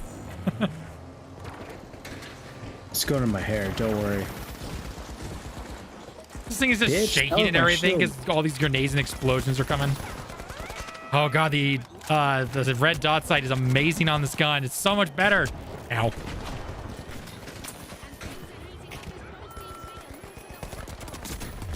Ah. No! Oh, I feel like everyone's dead on this platform though. Yeah, the platform's just not moving. Oh, great. What's our team doing? I feel like they're not doing anything. Control of the platform. Let me know, guys, if the game volume's too loud. I don't think it is. Generally, this is where we always keep it, but let me know if it's too loud.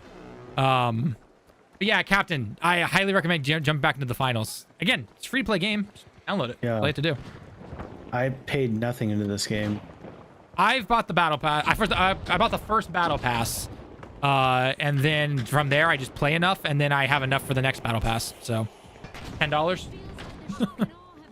According to Steam, I have 180 hours in this game. So Yeah, I've I know got you my money's do. worth. I've got my money's worth of $0. Get up, man.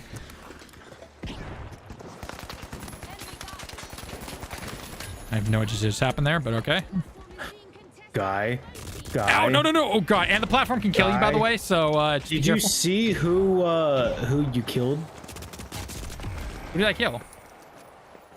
Quirky Egg. Dude, do you remember Quirky Egg from last weekend?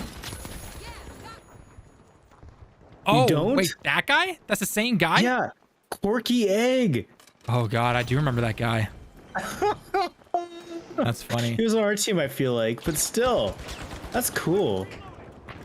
Oh. We got friends now. Ah. Hey, Quirky Egg killed me. Little bastard. So much for being a true friend. Oh, he's still a Oh, the friend. sword guy got me. Okay. Quirky Egg. I was kind of ill, so I don't want to play video games at the moment. I mean, at the moment, I'm assuming. I mean, yeah, if you're not feeling well, don't go play video games at this very moment. But you kidding me? When I'm sick, I want to play video games. yeah, That's but all if I'm sick, I'm playing video games. Like, it's gonna be like my head's laying down on my couch, and like I don't. Play video games. Yeah, I don't need something that's gonna be like Twitch action room, or anything like that. Sick day means video game day. Though I will say it's usually JRPG day. Yeah, but let's say yeah. Well, what isn't JRPG day? Every day is JRPG Let's day. say JRPG. If you're a JRPG fan, 2024 is your year. It is Fucking your hell, year. man. It is. I don't have time for this shit. So when Metaphor comes out, you're gonna be like, that's gonna take up your time until like Christmas, basically. Yeah. I mean, I'm plugging through Space Marine 2, but I'm probably not gonna finish it because I'm gonna be out of town next couple of days. I thought Space Marine 2's single player was like 10 hours at Super most. short. Yeah. Well, I mean, so I get effectively tomorrow after work, I'm out of town Tuesday. Well, most of Tuesday and most of Wednesday, and Metaphor's out on Friday. Yes, I believe it's Friday. It's either Thursday or Friday it comes out. I want to say So Friday. what's likely gonna happen is I'll just, get as far as I can with Space Marine 2 and just do co-op with you whenever you pick it up Yep. with its weird controls. Well, yeah, because it's like a Gears of War style game. It's just all third person. It is, but it's way more melee intensive than I was expecting. It's like there's like parry buttons and stuff. I'm like, this feels awkward in the coolest kind of way because I was not expecting it. It's like, oh yeah, parry this move. Like what? Marcus Phoenix can't parry There we go. shit. Finally, Shining Person. Interesting name. Person who shines. I guess so. He's a shiny, happy person.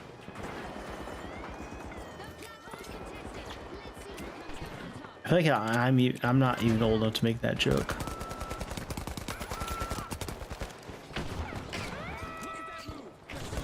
Oh, someone put up the goo gun or goo blob thing. Careful up there. Careful. Just jump back and destroy the thing if you can. We got another shiny person with a grenade. Oh, well. What? Who killed me? There's a guy up top. Oh, sniper. There's a sniper over there. Yeah. I got you. 1 second. Retro Invasion 82. Which means nothing. Space Invaders. Just start lobbing grenades up there or down there. No. Fit Butcher killed me. sniper. No. Oh, the sniper's back at our spawn. That's where he is. That son of a bitch. All right. I know how to get him now. We got this.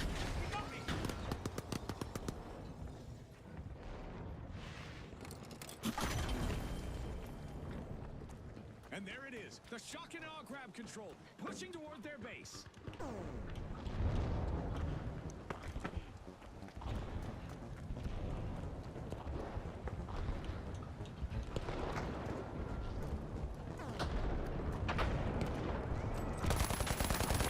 Gotcha. Got the sniper. The problem is this team knows what they're doing.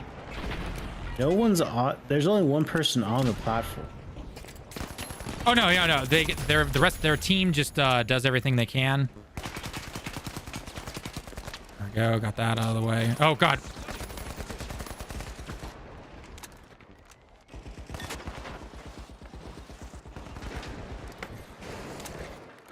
Their presence on the platform has been relentless, but will the shock and awe manifest? Jesus, they're all in the building right now. They're just distracting us right now. It's crunch time, and the pressure. Gotcha, Simon. Sit down. Eyeing their base. I'm trying to revive everyone I possibly can. Back in action. Get up. No! Oh, God.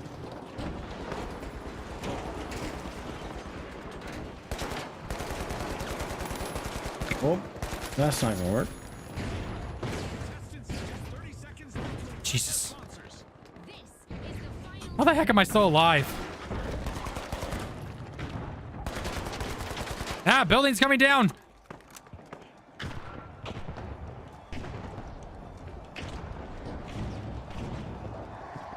seconds. Well, we definitely lost this one.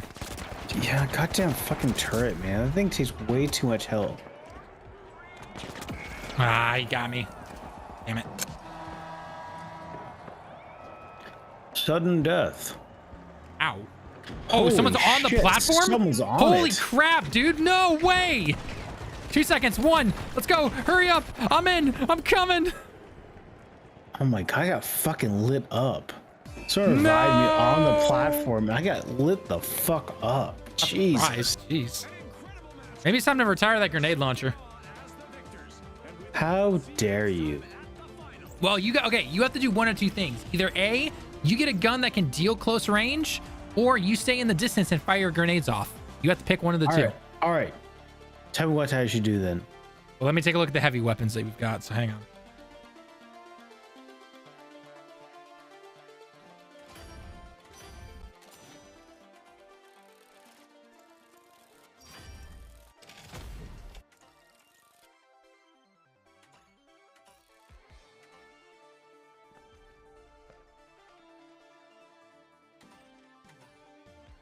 All right, equipment, heavy class. Let's see here.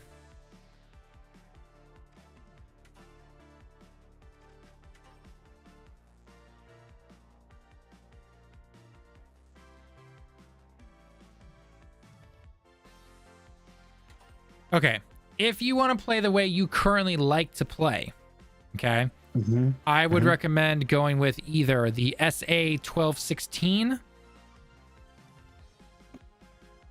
Okay. or the .50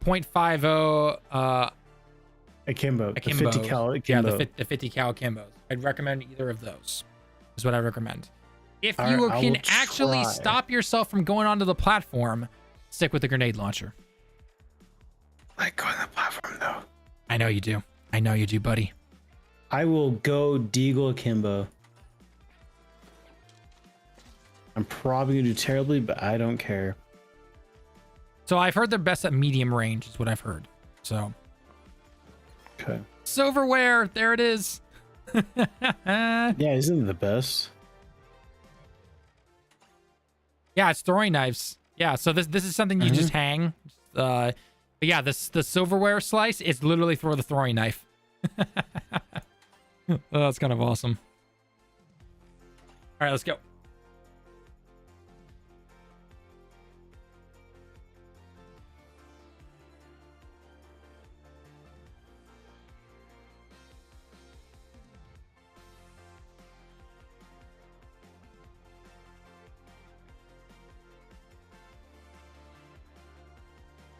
Actually, I'm curious. So for your currencies, the diamond-looking currency I know is the in-game currency, but what about your coins? How many do you have there? 450. 450. Okay, so you're slowly getting things. You're I think actually you could buy that silverware, couldn't you? No, it's 850. You're halfway there. Yeah. I could buy the 50 cal akimbo animation, so. Oh yeah, you could buy that. That'd be cool.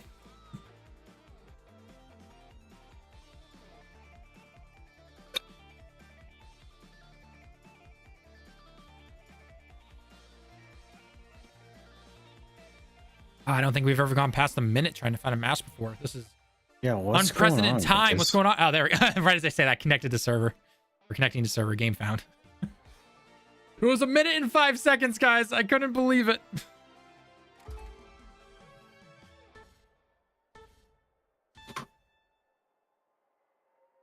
We are waiting for other contestants to connect. No, I refuse to wait. Yeah, I'm impatient. Power shift. Captured. And hold the platform to advance.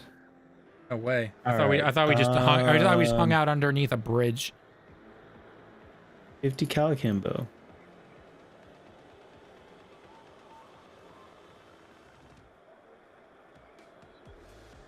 Like Wes intimidating with these fucking pistols.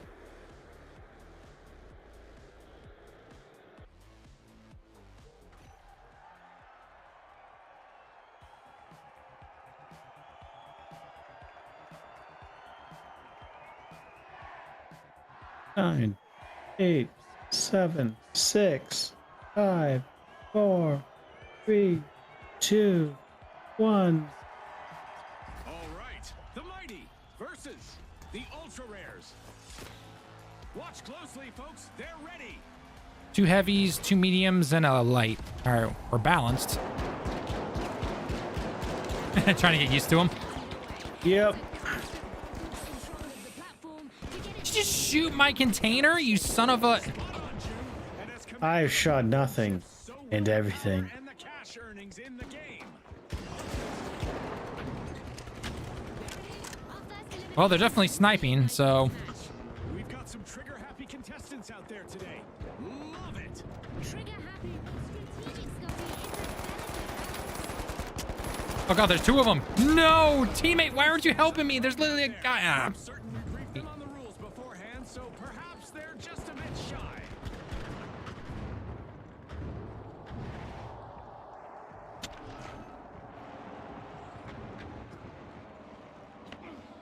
What an entrance from the Ultra Rolls, who are now the first. Well, that's gotta be the worst sniper I've ever seen on my team. The platform is contested. Let's Oh, these see are which not team will good. manage to take control of it. How are they bad? Well, they don't do enough The mighty damage. are the masters of the platform.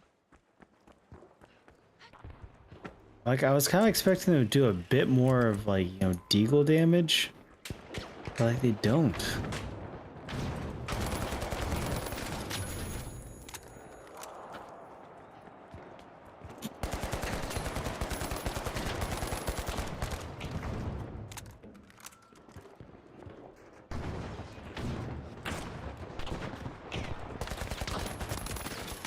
Right, you. Throwing pyro grenade.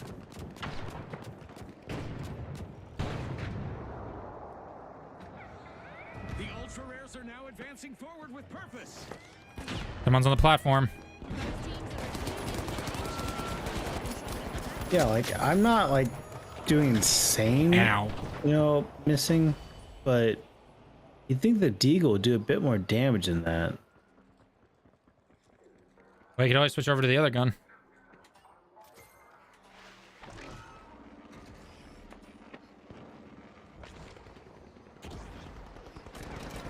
The Ultra Rares have it locked down, and the platform is gliding along. All right, we've got the platform at least. Keep it going, folks.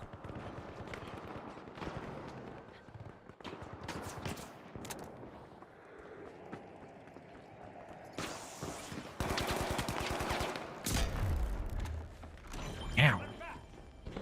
Thanks, friend. Oh, there's a sniper down there. Careful, guys. The mighty capture control and are making a beeline for their base.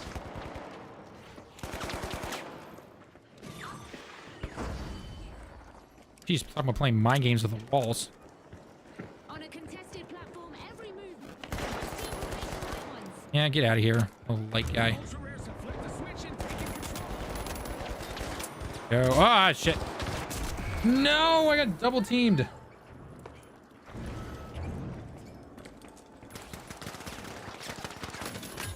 Got one of them.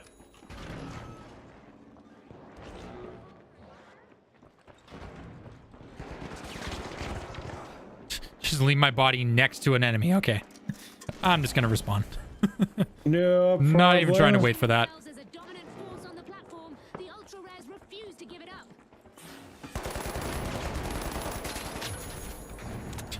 High-tech person. Yeah, you're very high. Oh, God.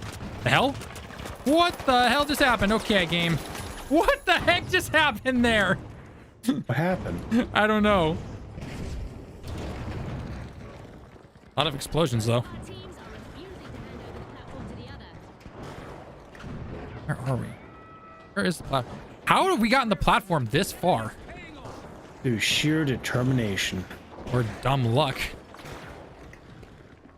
Or determination. Enemy up there.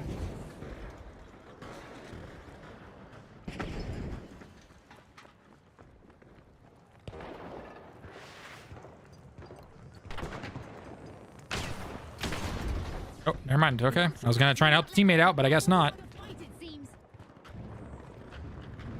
The platform is once again the center of attention. Ow, okay. The mighty have seized What happened? control. I got dead.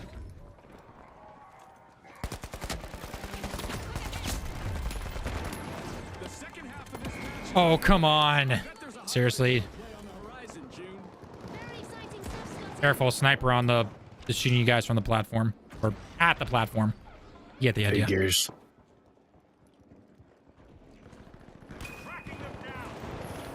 That didn't work out. Our little sniper buddy here has terrible aim. Just no. Go back to grenade launcher. Alright. It just feels better.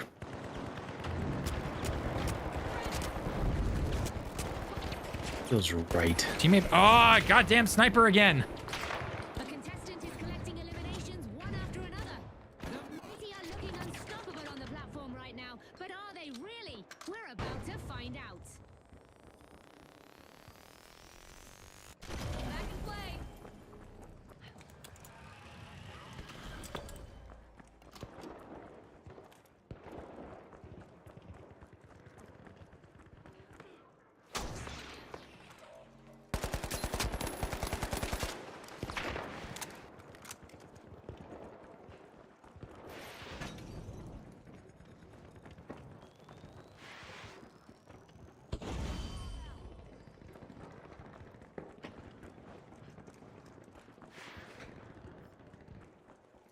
You son of a bitch. There we go. Got one sniper.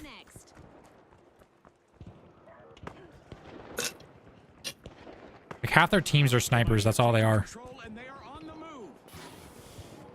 Wusses. A lot of them. Some destruction. Good riddance. Oh, goddamn snippers. There's no snipping. Seriously, they've got like 3 snippers up on the roofs. I can't handle all of them because I get one, I try to go for the other one, and then boom, I get snipped by the snipper who just got me. Both teams are contesting the platform, but only one will manage to take control of it. There's a guy on the platform with you, by the way. I know. Bet some deagles would have been very helpful right there. Would they have? I feel like they're very underpowered. You could always get that other gun, the AG whatever. AG whatever. Just like that auto shotgun. SA 1216. Something like that, yeah. I think is weak. I was very unimpressed by it. There we go. That platform's in motion. The ultra rares exciting money. Oh god, I did not expect that person to be behind me. Okay. Has that redundant? Most money's exciting. You firing your grenade launcher down there.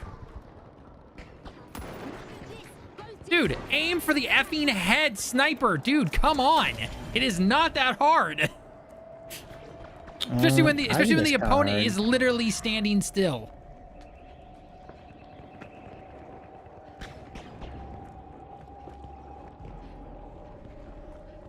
I'm gonna try and go deal with the snipers because... Oh, come on. Dude, why are you on the platform? To help? Yeah, but you might want to take care of the snipers first. I can't take care of snipers if I'm not on the platform, guy. The ultra rares have started their push.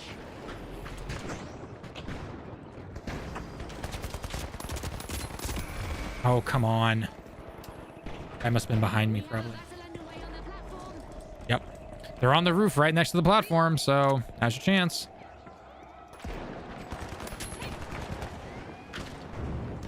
Less than a minute remaining. Now is the time for our contestants to ramp it up. It's all about heart and determination now. We got this. Come on.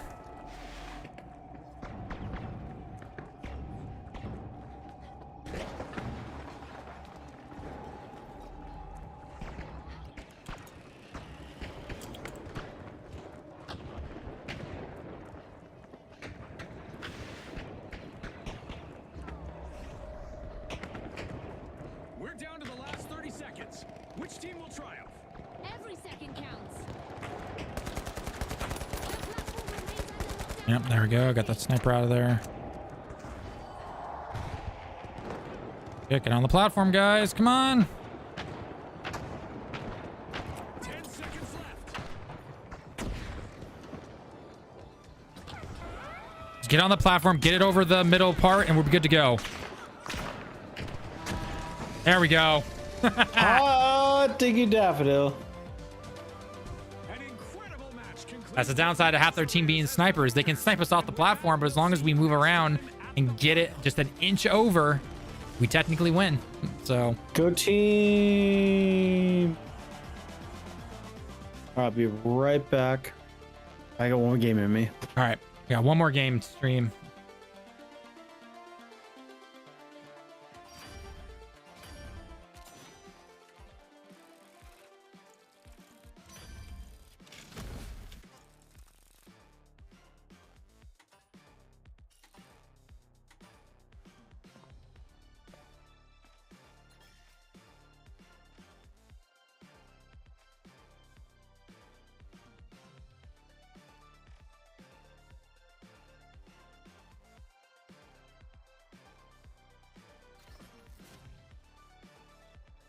Okay, a little too colorful for my liking.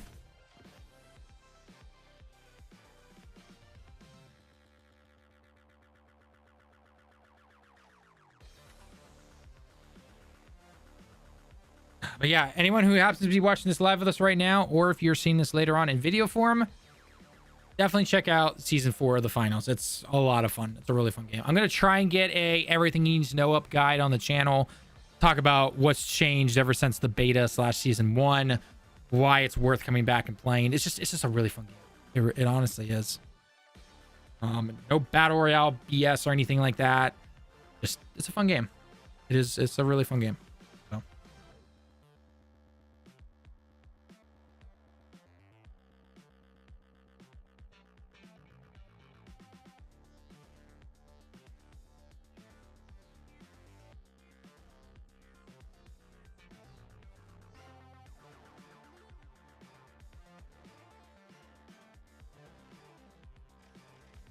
Anything I can unlock? I don't think. Yeah, I unlocked everything for the medium class. I'm curious on...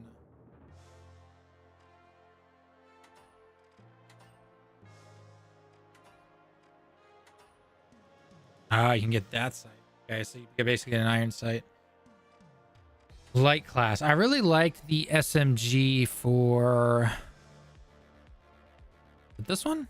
No, it's this one. Yeah, the M11. You have a good sight now? Probably not. It definitely does. It's got a nice little red dot, holographic red dot sight. I'm shocked. I'm shocked too. It took Call of Duty like 3 games to add that. All right, here we go. Final match of the night. Yep. Can we get a W? Let's go. I have faith in us. I don't know if I have faith in Lemon's shooting ability, but I have faith in us. I'm fine with that. You know I'm right. Mm-hmm.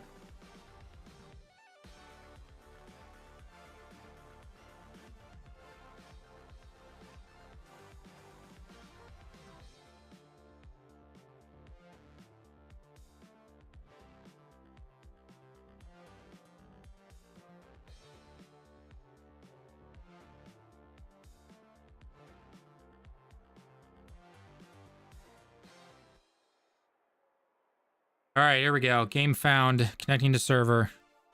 Can we get the new map? That'd be nice. That would be nice. Although I did notice this last season as well, where like the new map was out, but playing on power shift. Like it was a week after the season started that we finally started seeing it on the map. So it's almost like, did they add it, or is it just we're just that unlucky?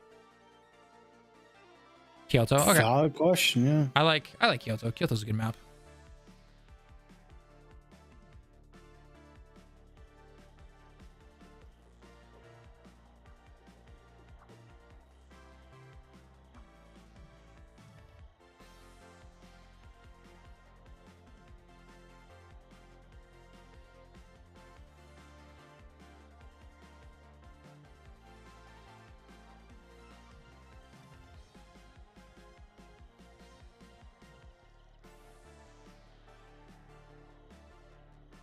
Fortunately, everyone's trying to go to bed right now, so trying to find players is not. It is a Sunday night after all. Oh, there we go. Found a full match. Yeah, that's the other thing also. It's a Sunday night, so everyone's going to work. So, Boo. boo, I don't want to go to work.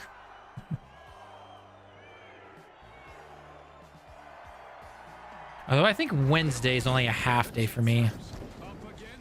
Bucky. Well, instead of getting off early, I have to go over to City Hall afterwards. So, not sure that's much better. Let's dive into Power Shift, where 2 teams battle to move a platform towards more cash and victory. Let's go, June. It's all about controlling that platform and using teamwork to keep it heading in the right direction.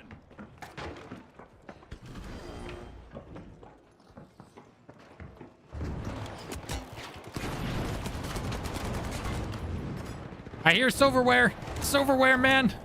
As do I. I'm very concerned.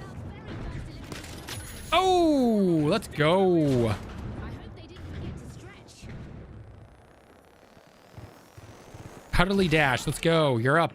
Up and moving, buddy. This way first. I live.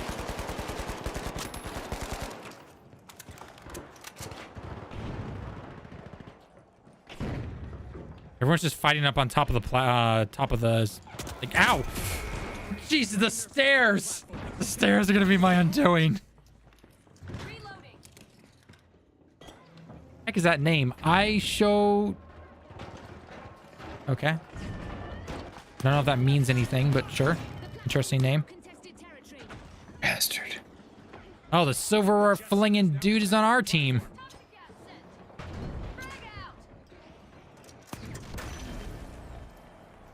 Cuddly Dash, how's it going?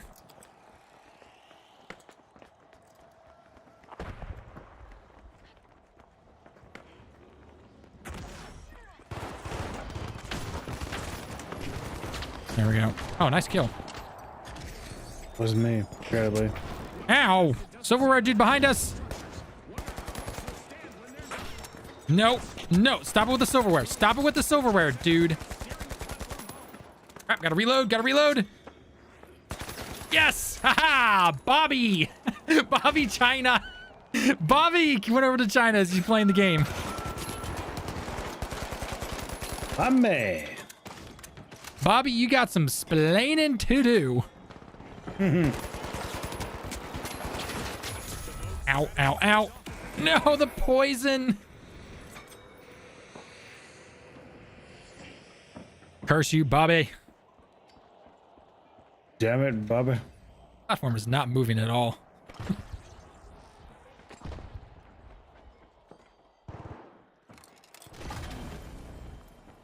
Going up. Follow me. Go to the platform. You can really tell that the Vogues have a long and time-honored history of standing stylishly on things. Oh god, there's a dude with a sword literally right next to me. He jumped on the thing at the same time. The hell was that? God damn it. The platform is under contention. At least he got the platform out from the temple. Yeah. Yeah, that is true. Head to the platform. Oh shit, I got somebody. Bobby China again. Damn it, Bobby.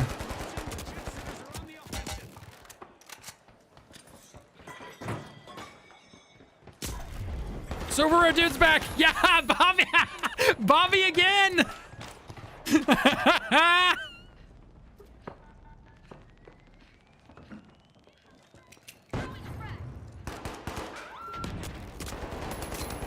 Oh god. Oh god, it's our teammates. Oh, teammates, don't scare me. Damn it, sniper. Jet setters have been on the platform for so long, we might want to look into infrared deals for them.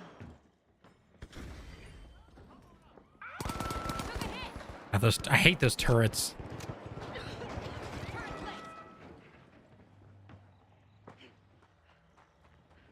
Man, where are you going?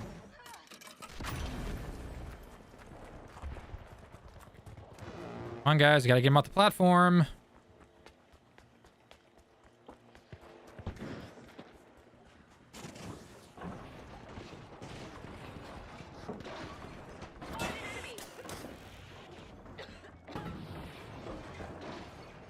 The jet setters are accruing a whole lot of miles on the platform today. Frag grenade set. Special delivery. Ow. The jet setters are setting the pace, moving the platform with determination. The jet setters have seized control. Ow. Gas hurts like a bitch.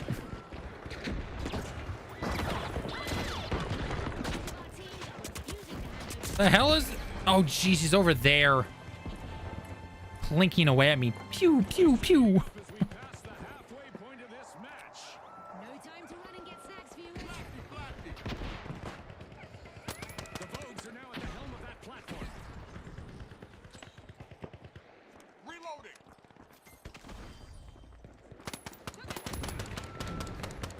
There you go, teammate. At least you got the kill.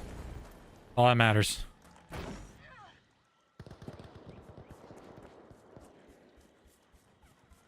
The jet setters are now in the driver's seat and advancing. Uh-oh, looks like the platform is being contested by both teams.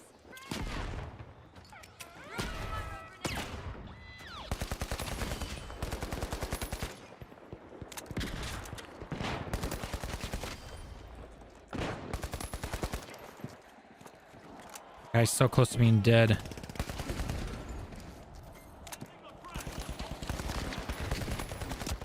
Jesus, they're just all look teammates. Come on, we need to get They're steering the ship. something. Lemon, where are you?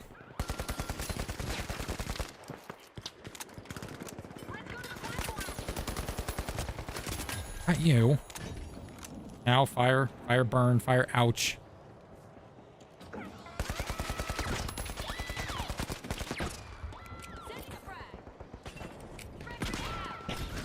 jet setters Assisted on Bobby China again. beeline for their base.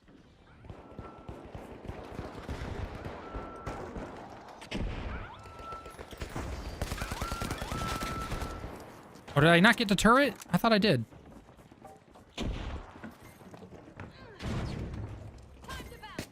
Oh, God. No, the sword. It's always the sword dude. Yeah, I don't think we're winning this one. Oh. Lemon apparently disconnected with the internet and everything, I guess. Didn't even leave a comment. Oh, Lemon.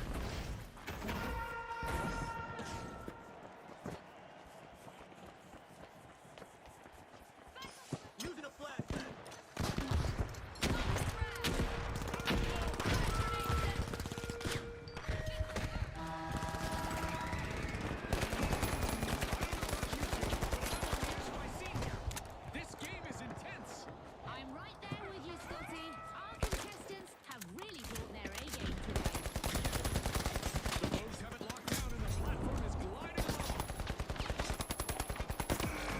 Oh, come on. That dude was like 2 health away. Let's see who comes out on top.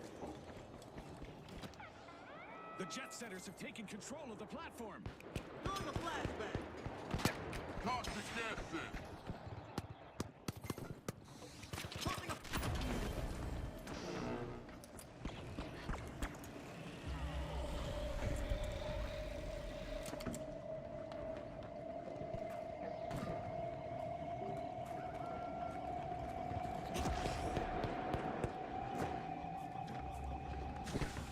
This is turning into a long flight for the jet setters. They still have the platform.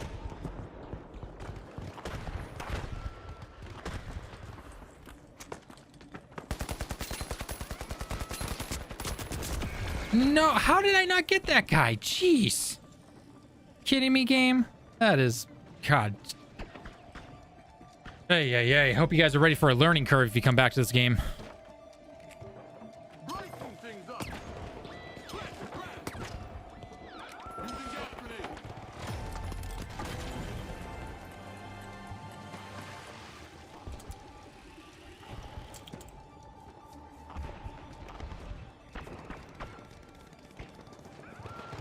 Setting frag. Frag grenade out.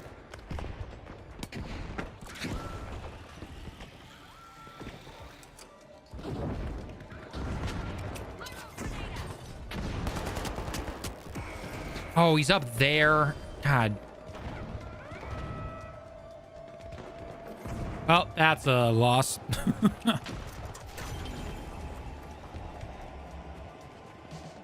Yep. No, what?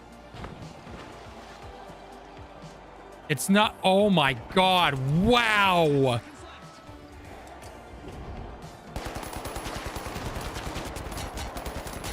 Finally.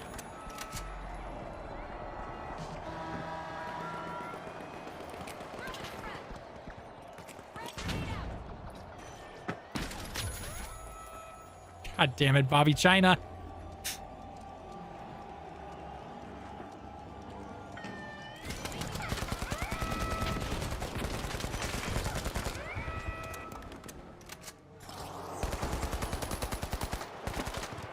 We somehow have not...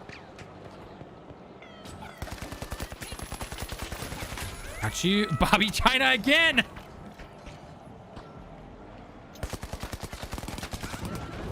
Ow. Damn it.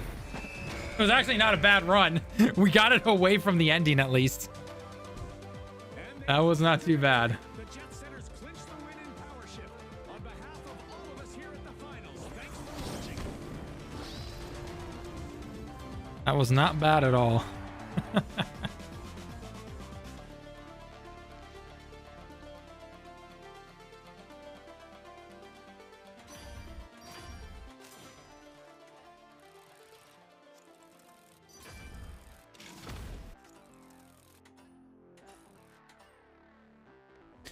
All right, guys. Well, I think we are gonna call it there. Thank you so much for everyone that stopped by the stream and chatted about, you know, topics, whether it was new games coming up or talking about Ubisoft or Halo and everything. So, should be some interesting weeks ahead of us in the landscape of gaming. But if you happen to be new to the channel, if you haven't done already, consider hitting that like button on the stream or following us or subbing to the channel. As always, we try to cover news almost every single day, along with guides and just discussions and everything. So, and if you happen to see an old video, we try to reply even to those old videos as much as we possibly can. With that being said, though, I'm Tom with Rick Gaming. Thank you so much for stopping by as always. And until next time, everyone, I will see you all in the next one. Johnny.